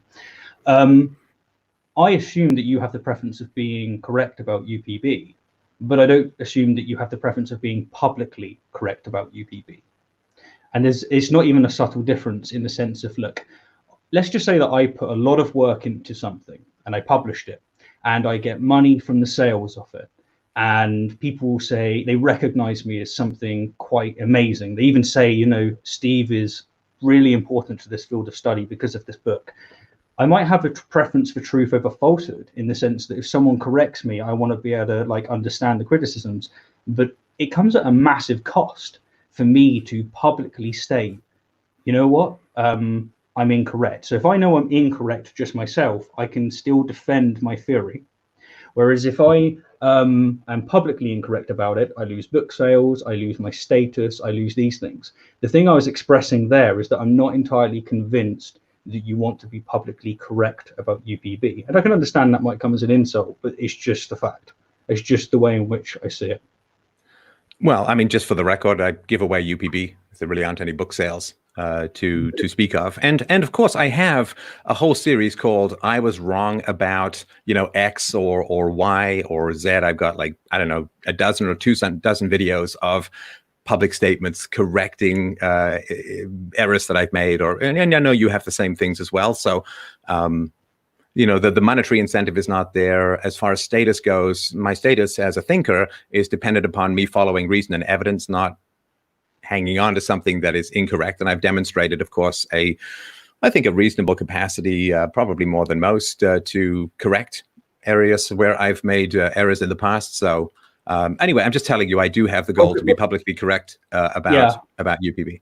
No, I understand that you were saying that, but that would actually feed into my concept of you not being publicly correct about UPB, and that is that I still think there's a lot of incentives for you not to be publicly correct about UPB. I actually do think that if you lose this, you lose your contribution to philosophy, and you also lose a objective foundation to justify in and of itself libertarianism, etc. I find that UPB bleeds into a lot of your work and justifies a lot of the things that you speak about, and that there is a loss in it. And the biggest reason as to why I'm not convinced that you have the preference of being publicly accurate about UPB is things such as what happened earlier, where you didn't actually want to delve into the begging the question fallacy. Instead, you said, look, man, you're assaulting me. This is an ambush. And I also... Assaulting you? I didn't say you were assaulting me. What are you talking about? Ambush. Sure. Apologies, wrong word. But this is why I'm not convinced. And to be honest with you, who gives a crap what I think, right? But my point is that it's not necessary for me to assume that about you to interlock in a conversation and fulfill my own hypothetical goals. So I do apologize if it comes off offensive to you or anyone in the audience, but I'm perhaps being a little bit too honest. No, nothing wrong with being too honest at all. And listen, I find it tough when you say I'm begging the question and you're bringing in a text that I wrote 12 years ago that I haven't reviewed in preparation. I'm happy to have that conversation. But the two points that you brought up was, publicly admitting faults or error and financial incentives. And I'm just saying that those don't particularly exist. And there's evidence to the contrary. Okay. So with regards to whether truth has value or accuracy has value, that's sort of the big question. And I think that's where you and I kind of diverge, I guess, a fair amount. The reason why I think that you believe that truth has value, right? Because one of the statements that you say, I'm not saying that being correct is preferable to not being correct. It's a little confusing because, you have videos like 9 proofs of evolution, why evolution is true. In other words, why evolution is accurate to explain biological history, the world, and so on, why evolution is true, and certainly more true than something like creationism, which I certainly agree with you on. So you got 9 proofs of evolution, why evolution is true. You've got dozens of videos with the words debunked. You've got Big Bang debunked, 3 justifications for scriptural slavery debunked. Everyone is religious debunked, and so on. And there's rebuttals and so on, right? So that seems to me to have a particular preference for accuracy. Even the title of the video that you did on me, Molyneux's Humean disaster / suicide. If you can't find more negative words in the English language, it would be a challenge, right? So if I'm incorrect, there's negative stuff. And in one of your videos, The Big Bang Debunked, you say, and hence that's the reason for this video. If you're currently convinced that the universe came into existence from absolutely nothing, then I hope that within the next few minutes, I shatter your conviction because I care about you, right? So I think that's saying that the truth is preferable to error, that accuracy is preferable to inaccuracy. And so that's sort of the positive side. And I'll be real brief here. And this I admire you for, right? That you did the video that you did a video on transgender athletes and you made some mistakes, and you publicly put out a video apologizing and correcting your errors, which I think is a noble and good thing to do. So you said, the mistakes I made, let's begin by delving into my mistakes. You said, I really dropped the ball here and will do my utmost best not to make this mistake again. And you said, now this was, in my opinion, my biggest intellectual blunder, a huge mistake. My views on hemoglobin were mistaken, and so on. And so if you say that the truth is of value and you are pursuing the truth and you're posting about the truth and you publicly apologize and correct your errors, which again is a noble and good thing to do, you can understand why people would be a little bit confused when you pour this amount of energy into correcting people and debunking and refuting, and you apologize for making errors, and then you say, hey, I don't believe that being correct is preferable to not being correct. Yeah, you can understand why people might be a little confused by that. Yeah, of course. Allow me to clarify, and thanks for putting that eloquently, actually. So there's a difference between saying truth is preferable to falsehood, and me saying I have a preference for truth over falsehood. So I love the idea of reality and reason and rationality, hence rationality rules. I want people to be living up to what evidence they have access to. And so what I do is I tend to debunk religious arguments primarily, and also pseudoscientific arguments, vaccines causing autism, etc. And the reason I do this is because I have this preference of living in a world where people are more accurate, that they don't take actions which are justified by, essentially faith. So I have this goal, and I make these videos because my goal is to convince people of what is actually rational. I want to not only convince them of what's true, my goal is to get it so that they appreciate it as much as me, and that we can, develop as a society and become better. But the most critical thing here is I never say, just as a blanket categorical statement, that truth is better than falsehood, because I don't think I can. All I can say is that I have the goal of, almost in all things, in fact everything, I want to be having true beliefs rather than false beliefs. There's a couple of caveats, but again, this is just philosophy, and there's just different ways in which I can achieve that fact, but there's nothing categorical here. So I mean, do you think I'm doing anything categorical, universal? Well, that's a good question. I'm not hugely clear on how you don't prefer accuracy to inaccuracy as a value, not just for yourself, but for the world as a whole. I mean, that's, to me, not particularly clear. But so here's the thing. So your big thing with me is the is-ought dichotomy, right? And I get all of that. So I would, of course, assume, and I went into your video saying, okay, well, I assume that Stephen is not going to be doing any violations of the is-ought dichotomy. And listen, I'm not trying to catch you out here, and you're perfectly welcome to push back and say, I need context, and we can talk about it another time. That's perfectly valid, because, I said, hey, man, you kind of ambushed me with a bunch of detail that I don't have in front of me. So you can push back on this. But one of the things I found kind of confusing was you've got a video called Jordan Peterson is Not a Christian. Yeah. And you say, according to many of the most popular definitions of a Christian, Peterson is not one, and that therefore many of his Christian followers ought to cease asserting that he's championing their beliefs, right? So you've got a fact statement, Peterson is not a Christian, according to most popular definitions, and then you go straight into an ought statement or a value statement. Therefore, many of his Christian followers ought to cease asserting that he's championing their beliefs. I'm trying to figure out how that is not a violation of the is-ought dichotomy that you find objectionable within me. Yeah, no, I'll give it to you. So as you said, when we argue with someone or we try and convey anything to anyone, we implicitly make assumptions.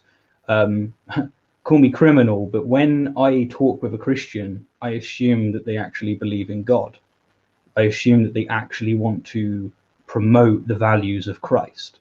So what I'm saying in that statement is, look, Jordan Peterson is essentially entirely an atheist. It's just he plays with words in the same way that Deepak Chopra does with energy, and it's actually managed to confuse some real Christians into thinking that he's fighting their cause, and he might be fighting their cause, but he's certainly not a Christian. So what I'm saying there, what's implicit there, because as you said, everything has implicit premises. The implicit premise there is I'm thinking that they have the goal, the hypothetical imperative of championing Christianity. So I'm assuming a goal in those people. Right now, with this debate with you, for example, I'm assuming that most of the audience has a goal to be accurate about UPB, and it's just a hypothetical imperative. I might be wrong on my assumptions. I might be wrong on my assumptions with when I tell people that they need to watch out for Peterson, Christians that they need to watch out for Peterson. Some Christians, that's definitely true. They know what Peterson's about. They still want him counted as a Christian. They still want to move forward with it. So, you know, my ought would have no meaning to them whatsoever, because my assumption of their hypothetical imperative has no basis. I hope that makes sense. Okay, so that's with regards to Christians. I appreciate that clarification. The mistakes of many on transgender athletes is one of your videos where you say trans women must be able to compete. Now, trans women, of course, an objective. What does trans women? Trans women must be able to compete. You said this is one of the. And again, if it's a little fragment, I was hoping to be able to play more, but the browser is not letting me play this through. So trans women must be able to compete. That's your ought, right? Well, see, this is where we were getting into the word of must, and I'm saying that it's required that trans people are able to compete in some fashion or some form. Like my views on, because if you have a goal which says it's a human right to be able to compete in sport, what I'm saying is it necessarily follows that they must have the right to be able to compete in some degree in some league, whatever league it might be. It doesn't matter. This is where that first definition, if you will, was coming in. And all I'm doing is describing a fact. I'm saying if you're saying humans fit this category where they must, fit this category where they have a human right, you can't rob that human right from one segment. That's why I'm making that statement there. So you're universalizing it. In an objective descriptive statement. I'm saying given what we've said, yeah, but there's no should, there's no ought. Oh, no, you said must. Yeah, and I told you by must, I'm using what I accused you of using with your first definition, which is I'm just saying it's required. Yeah, so that which is a characteristic of human beings must be a characteristic of all human beings, right? What I'm saying is that if we're saying, and it's in and of itself, it's predicated on this, it's hilarious. And what I'm saying is that if we have a rule, which is that all human beings must be able to compete in the Olympics, then it must necessarily follow that all human beings can compete in the Olympics. It's only a descriptive statement. I'm just saying must. And you know what? Sometimes I mess up with my language and stuff, but I don't think. No. I'm not trying to catch you per syllable. I'm just really genuinely trying to understand how you get oughts. So let me say, but I don't have any preference for correctness, and you can't violate the is or dichotomy. Now, I get you got a bunch of if statements, and you're saying, oh, but my if statements are implicit, and it's like, well, but I have implicit if statements, and you know, and sometimes explicit if statements that you reject. But here, at least, you're saying that which is a category of human beings must apply to all human beings. Of course, trans women are human beings, and therefore, right. So this is back to the argument earlier about murder, that if you have a characteristic of human beings, that it must apply to all human beings. Now, here's the big one. Here's the big one, which I think hopefully we can sink our teeth into, because this is the one that troubles me the most, which of course is not an argument. I'm just telling you straight up, right? So sorry, go ahead. No, go ahead. I don't want to interrupt. I've had more than enough of the floor. You go ahead. So you say, why are some people entitled to the fruits of the labor of others? And you say, economist Walter E. Williams, he makes this statement basically that I want to keep what I make and you should keep what you make, and so on, right? So you say Walter E. Williams inherited a biological and or social advantage that he did not earn, and thus he does not deserve all the fruit of his labor. So this is really fascinating to me, because you go from a statement of fact, of course, I did not earn my height, I did not earn my blue eyes, I didn't earn the fact that I speak English, which happens to be a pretty common language around the world. And so I get all of that. Like, there's so much in our lives that we inherit, accidental, genetic, we don't earn it, and so on. So that's a statement of fact, right? So the statement of fact is, I mean, like, so the what stuff you're we don't earn. I think this is a video I made on libertarianism quite a long time ago. Yes. So yeah. You have a statement of fact that says Walter E. Williams inherited a biological and or social advantage that he did not earn, right? And that's a statement of fact, right? Yeah, but this is an argument against libertarianism, as it were, and it requires a lot of unpacking on why I would say those words and how I'm describing them. So, well, no, so far it's just a statement of fact. Well, no, because so what would you say the statement of fact is?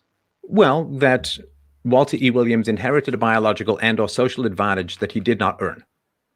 Oh, as in like he did not earn, as in he didn't plow the fields, or he didn't. No, he did not earn. I think it like so. The examples you provide with regards to yourself is that you say that, and I sympathize with you for this, of course, right? So you say, despite the fact that I come from a broken family and had a very rough upbringing, I am extremely lucky to have the characteristics that I do.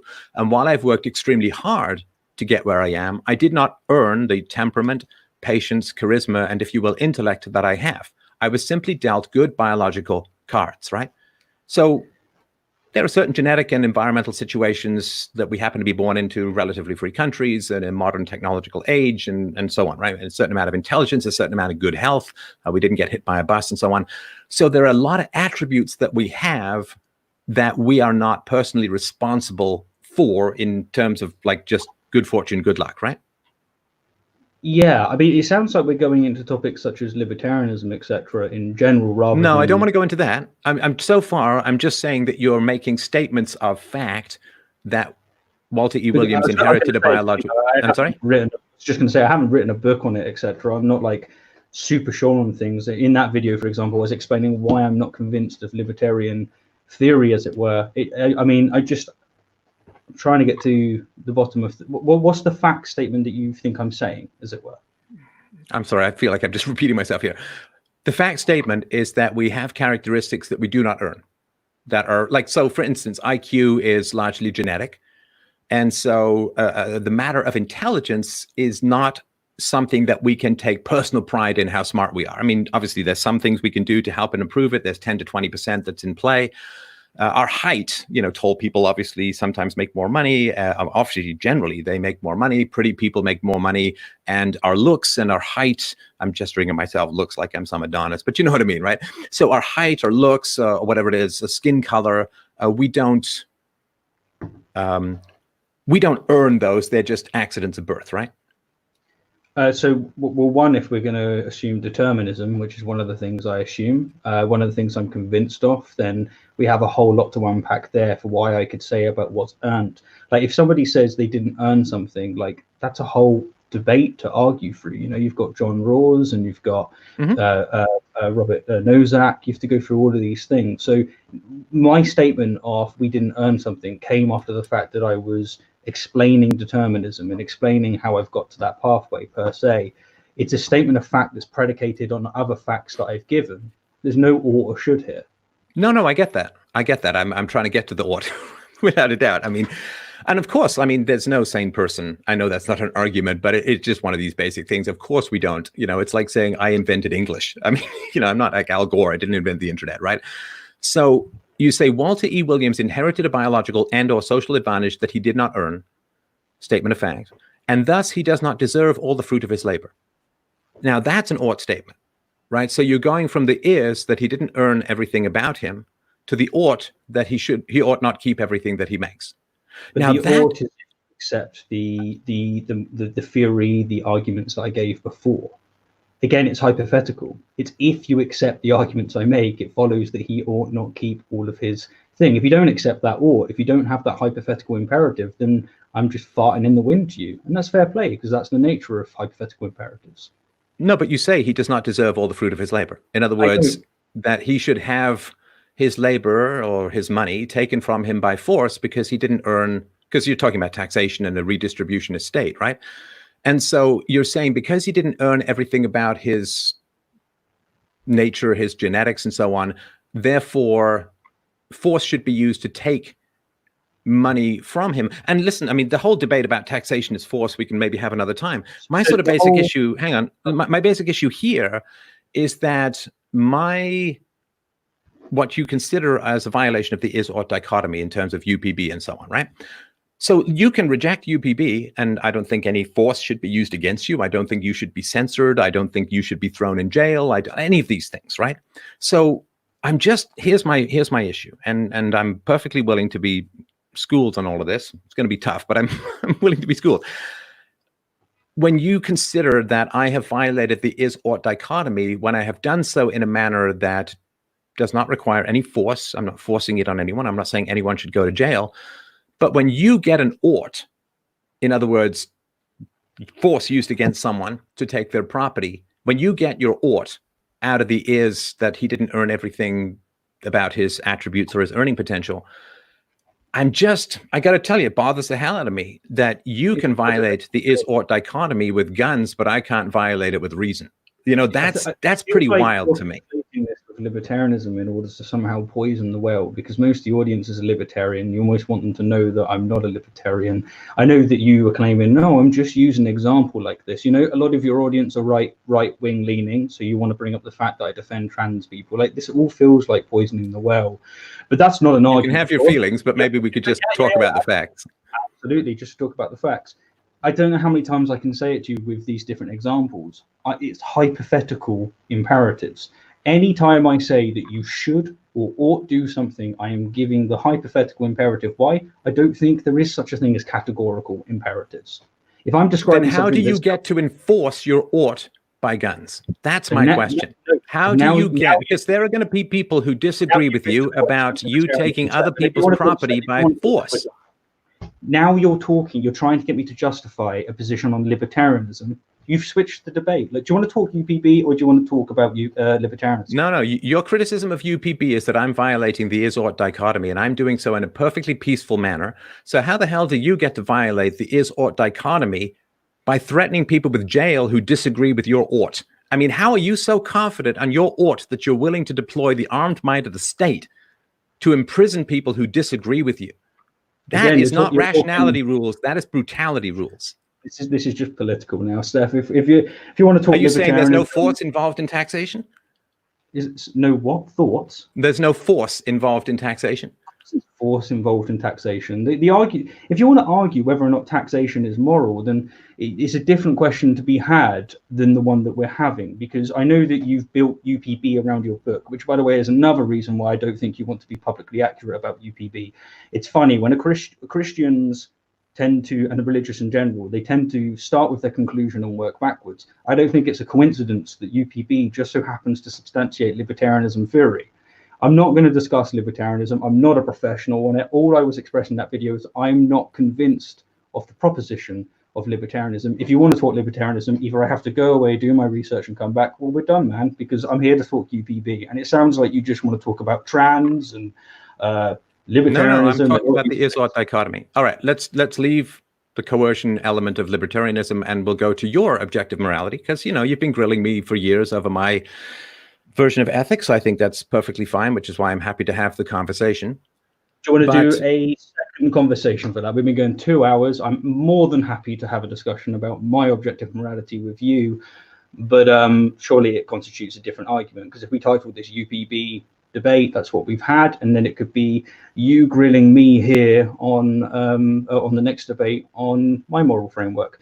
But the thing is I haven't published a book. I don't claim to be essentially the second coming of Socrates with the holy grail of moral philosophy. Oh, talk about poisoning the well. Yeah. No. This is the end. There's only a few drips left. I can be honest with. I mean, if you describe that's how you describe it in your book, Stefan. You say it is the holy grail of philosophy. That is a quote. That's the way that you've expressed it. Me saying that isn't poisoning. Second coming of Socrates. Come on. It's the same thing. Oh man, if someone came with the holy grail of philosophy, that is the second coming of Socrates. Okay, well, you're complaining about straw man, and now you're putting words in my mouth that I've never said. All right. We could call it a synonym. You can call it whatever you want. Just recognize that you're violating the whole straw man thing, because I've never said that. Not really. Imagine if someone came along and they produced. No. Forget the imagined stuff. We're trying to deal with empirical stuff here. Okay.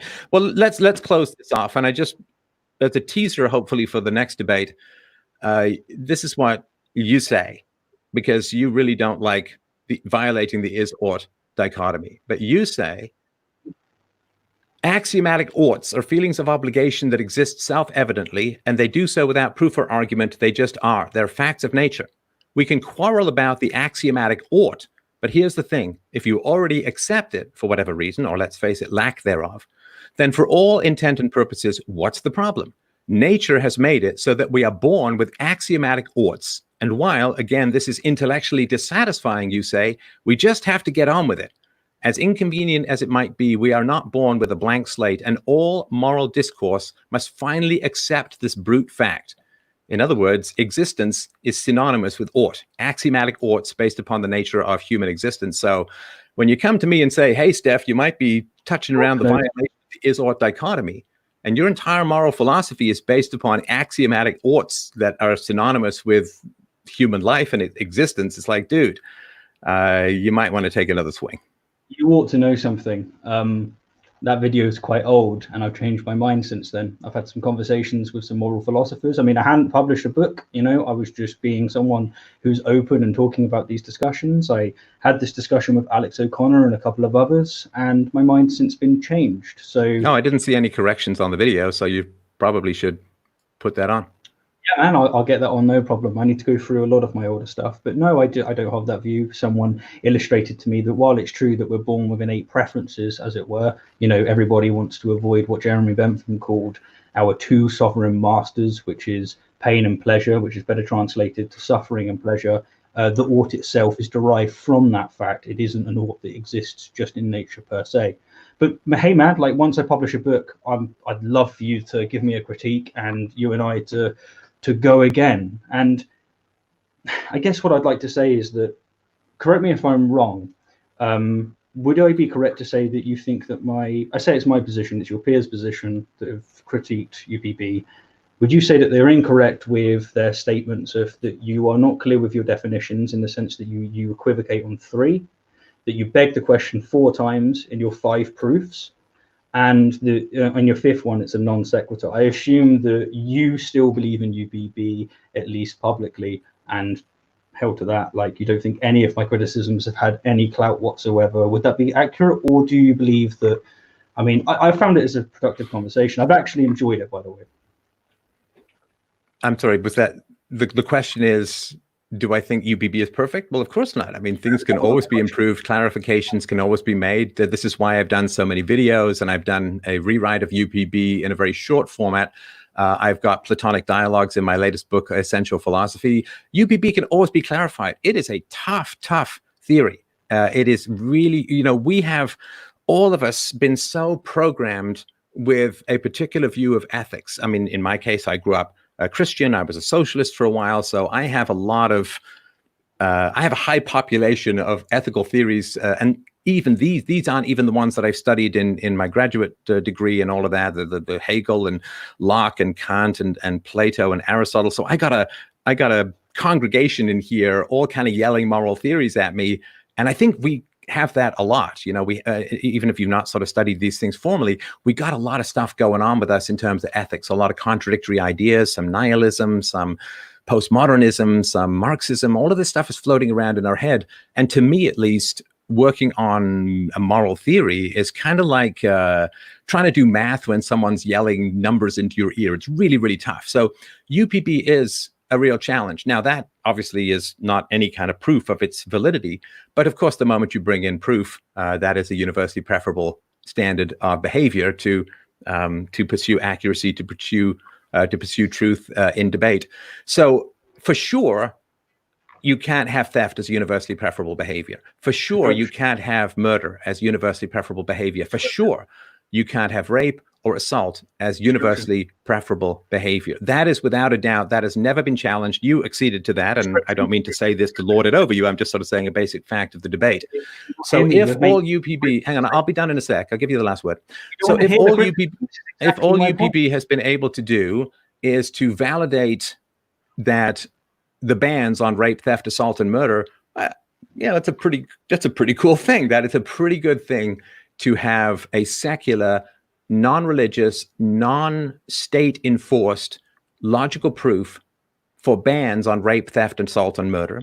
And for support for property rights, for support for self-defense, for support for the non-initiation of force, support for and proof of the evils of spanking and of circumcision and all of these other things that have occurred. If all I've done is to prove that rape, theft, assault, and murder spanking, circumcision, abuse, and all of this, and the initiation of the use of force, invalidated self-defense. Hey, if that's all I've done, okay, that's pretty good. That's pretty good. Now, if there are sort of questions around, okay, how many things are implicitly accepted in a particular debate, and I think that's great. Those are very interesting discussions to have. But if all you've got out of it, or all the audience has got out of it, is that rape, theft, assault, and murder can never be universally preferable behavior, whew, I mean, I'm a happy guy. So please go ahead and please give people your channel and site again. Sure. Look, I know it's got a bit heated and whatnot, which is always actually something I enjoy about debate, and I hope you do too. But first and foremost, thank you for having the conversation. It is a sign of good faith, and I have thoroughly enjoyed it. And I hope, as we said, hopefully we'll do it again on other topics / this topic if it comes up again. Maybe, yeah, and let's email each other with a bit of prep stuff, because I think it's always better if we have that opportunity. But to me, it's like, just to clarify that point, if you're trying to justify UPB and you give what you title 5 proofs, and I tackle the 5 proofs, and your response is, I didn't have time to prepare, that strikes me as that when they're the 5 proofs you give, surely, like, it's not like I'm trying to reference the end of your book or per se. It is literally the 5 proofs that you give. But of course, I'll let you know the kind of topics I want to get to, because it's a better way of doing it. Look, man, like if you're describing UPB as simply self-contradictions, then the good news is that I accept it. But if you call that UPB, then to use the analogy that we used at the beginning, you haven't got out of bed to even fight this beast. You are laying in bed intellectually masturbating. It's just, you're in the descriptive world. Whereas if you always have the if clauses, then you've got Kant's hypothetical imperative, and in which case you've come up to this beast, you've soiled your dress, you've ran into the forest, you've stabbed a rabbit that Kant killed, centuries ago, and now you're gloating, that you've had the holy grail of philosophy. Whereas what you actually have to prove is the categorical imperative. And it seems that every time we try to get down to that, you just navigate through the 3 definitions that I give. And the one that's strongest is that you're just describing something that's self-contradictory. So the last thing I'll say on this front, and then I'll leave it to yourself, is, look, don't you think, what's the reason that your UPB is not vitiating academia in the same way as Hume and Kant? Now, it could be politicized. Science and philosophy is politicized. But what's more likely, that your peers just don't like you because of your views on X, Y, and Z, and they're just not going to take your argument seriously? Basically there's this conspiracy, as it were. Or could it just be that you're not quite the person who has got the Holy Grail, as it were? My thesis to the audience is it's the latter. And man, my hat comes off to you. Like, anyone that attempts to do this stuff, as you said, it's so important. But as you write in your book, if you're wrong, it's going to be both entertaining and edifying. And it is entertaining, but edification requires that you accept the criticisms and deal with them sufficiently. And I don't think you've done that. So the last thing I just want to say, I guess, last thing, is, I know I've come off rough, as it were, but thank you for having the debate, Stefan. I'm sure we can go again at some point on another topic. And you know what? Anyone who publishes something and is willing to have exchanges, it's a good thing. So thank you very, very much. And thank you to the audience. Yeah, my pleasure. I have debated a number of academics. I've presented at universities, and as to why it's not burning down academia, again, not to put myself in any kind of equation to Socrates, but of course we do remember Socrates' relationship with the sophists was not particularly positive. In fact, sophists hated Socrates with a burning passion. And the fact, of course, that I say that taxation is force and academics are paid for largely, or certainly their jobs are protected and tenure is protected by the armed might of the state. They are, I think, largely corrupt in and of themselves. Of course, they're not going to want to entertain this kind of stuff. Very few people want to entertain theories that prove the immorality of their income or protection from market forces. So thanks very much. Please don't forget to check out Rationality Rules on YouTube. I will put a link below. You have a game. Do you want to just mention that just before we close off? Sure, that's very generous of you. And likewise, whenever I put this on my channel, everybody, I'll leave a link to Stefan's channel below, and you can go check it out. Basically, I made a game titled Debunked, and the premise is essentially, I don't know if anyone's ever played Exploding Kittens, but it's similar to that in the sense that you have logical arguments tend to be the ones that are for God, you know, the watchmaker analogy, the Kalam cosmological. And with the fallacies that they commit, you basically play them on top, trying to mess with other people's hands. And it's a simple concept, but hard to explain. But it's basically a card game, and I'm sure you'll appreciate it. It's with the effort of just trying to improve people's both appreciation of and capacity to reason with logical fallacies. And the good news is that no kittens are harmed in the making of the card game. So yeah, thanks everyone for listening. It was a great tussle, a great tangle. I hope that people have gotten a little bit of heat and warmth off the sparks of two challenging, opposing, and sometimes synchronizing brains banging up against each other. So don't forget freedomain.com/donate if you'd like to help out the show. Please, to my American friends, stay safe out there. It is a dangerous environment. Trust me, I have stood outside buildings where I've given speeches and stared down Antifa and these violent leftists. They are nothing to be messed with. They are incredibly violent, incredibly dangerous. Trump is going to designate them as a terrorist organization. So please do not underestimate the feral nature of these people and their capacity to do enormous violence. It is a very dangerous group. Please stay safe, stay away if at all possible, and stay safe as best you can. And, you know, maybe lay in some food and do all of that kind of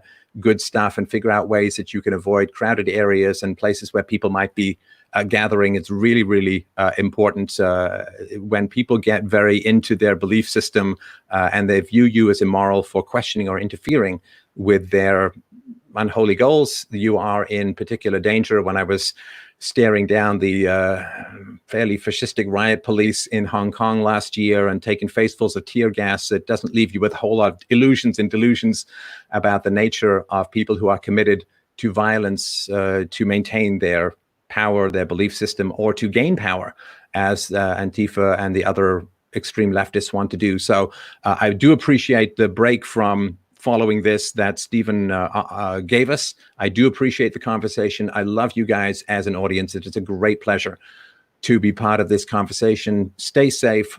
Thanks again to everyone, and have a great evening.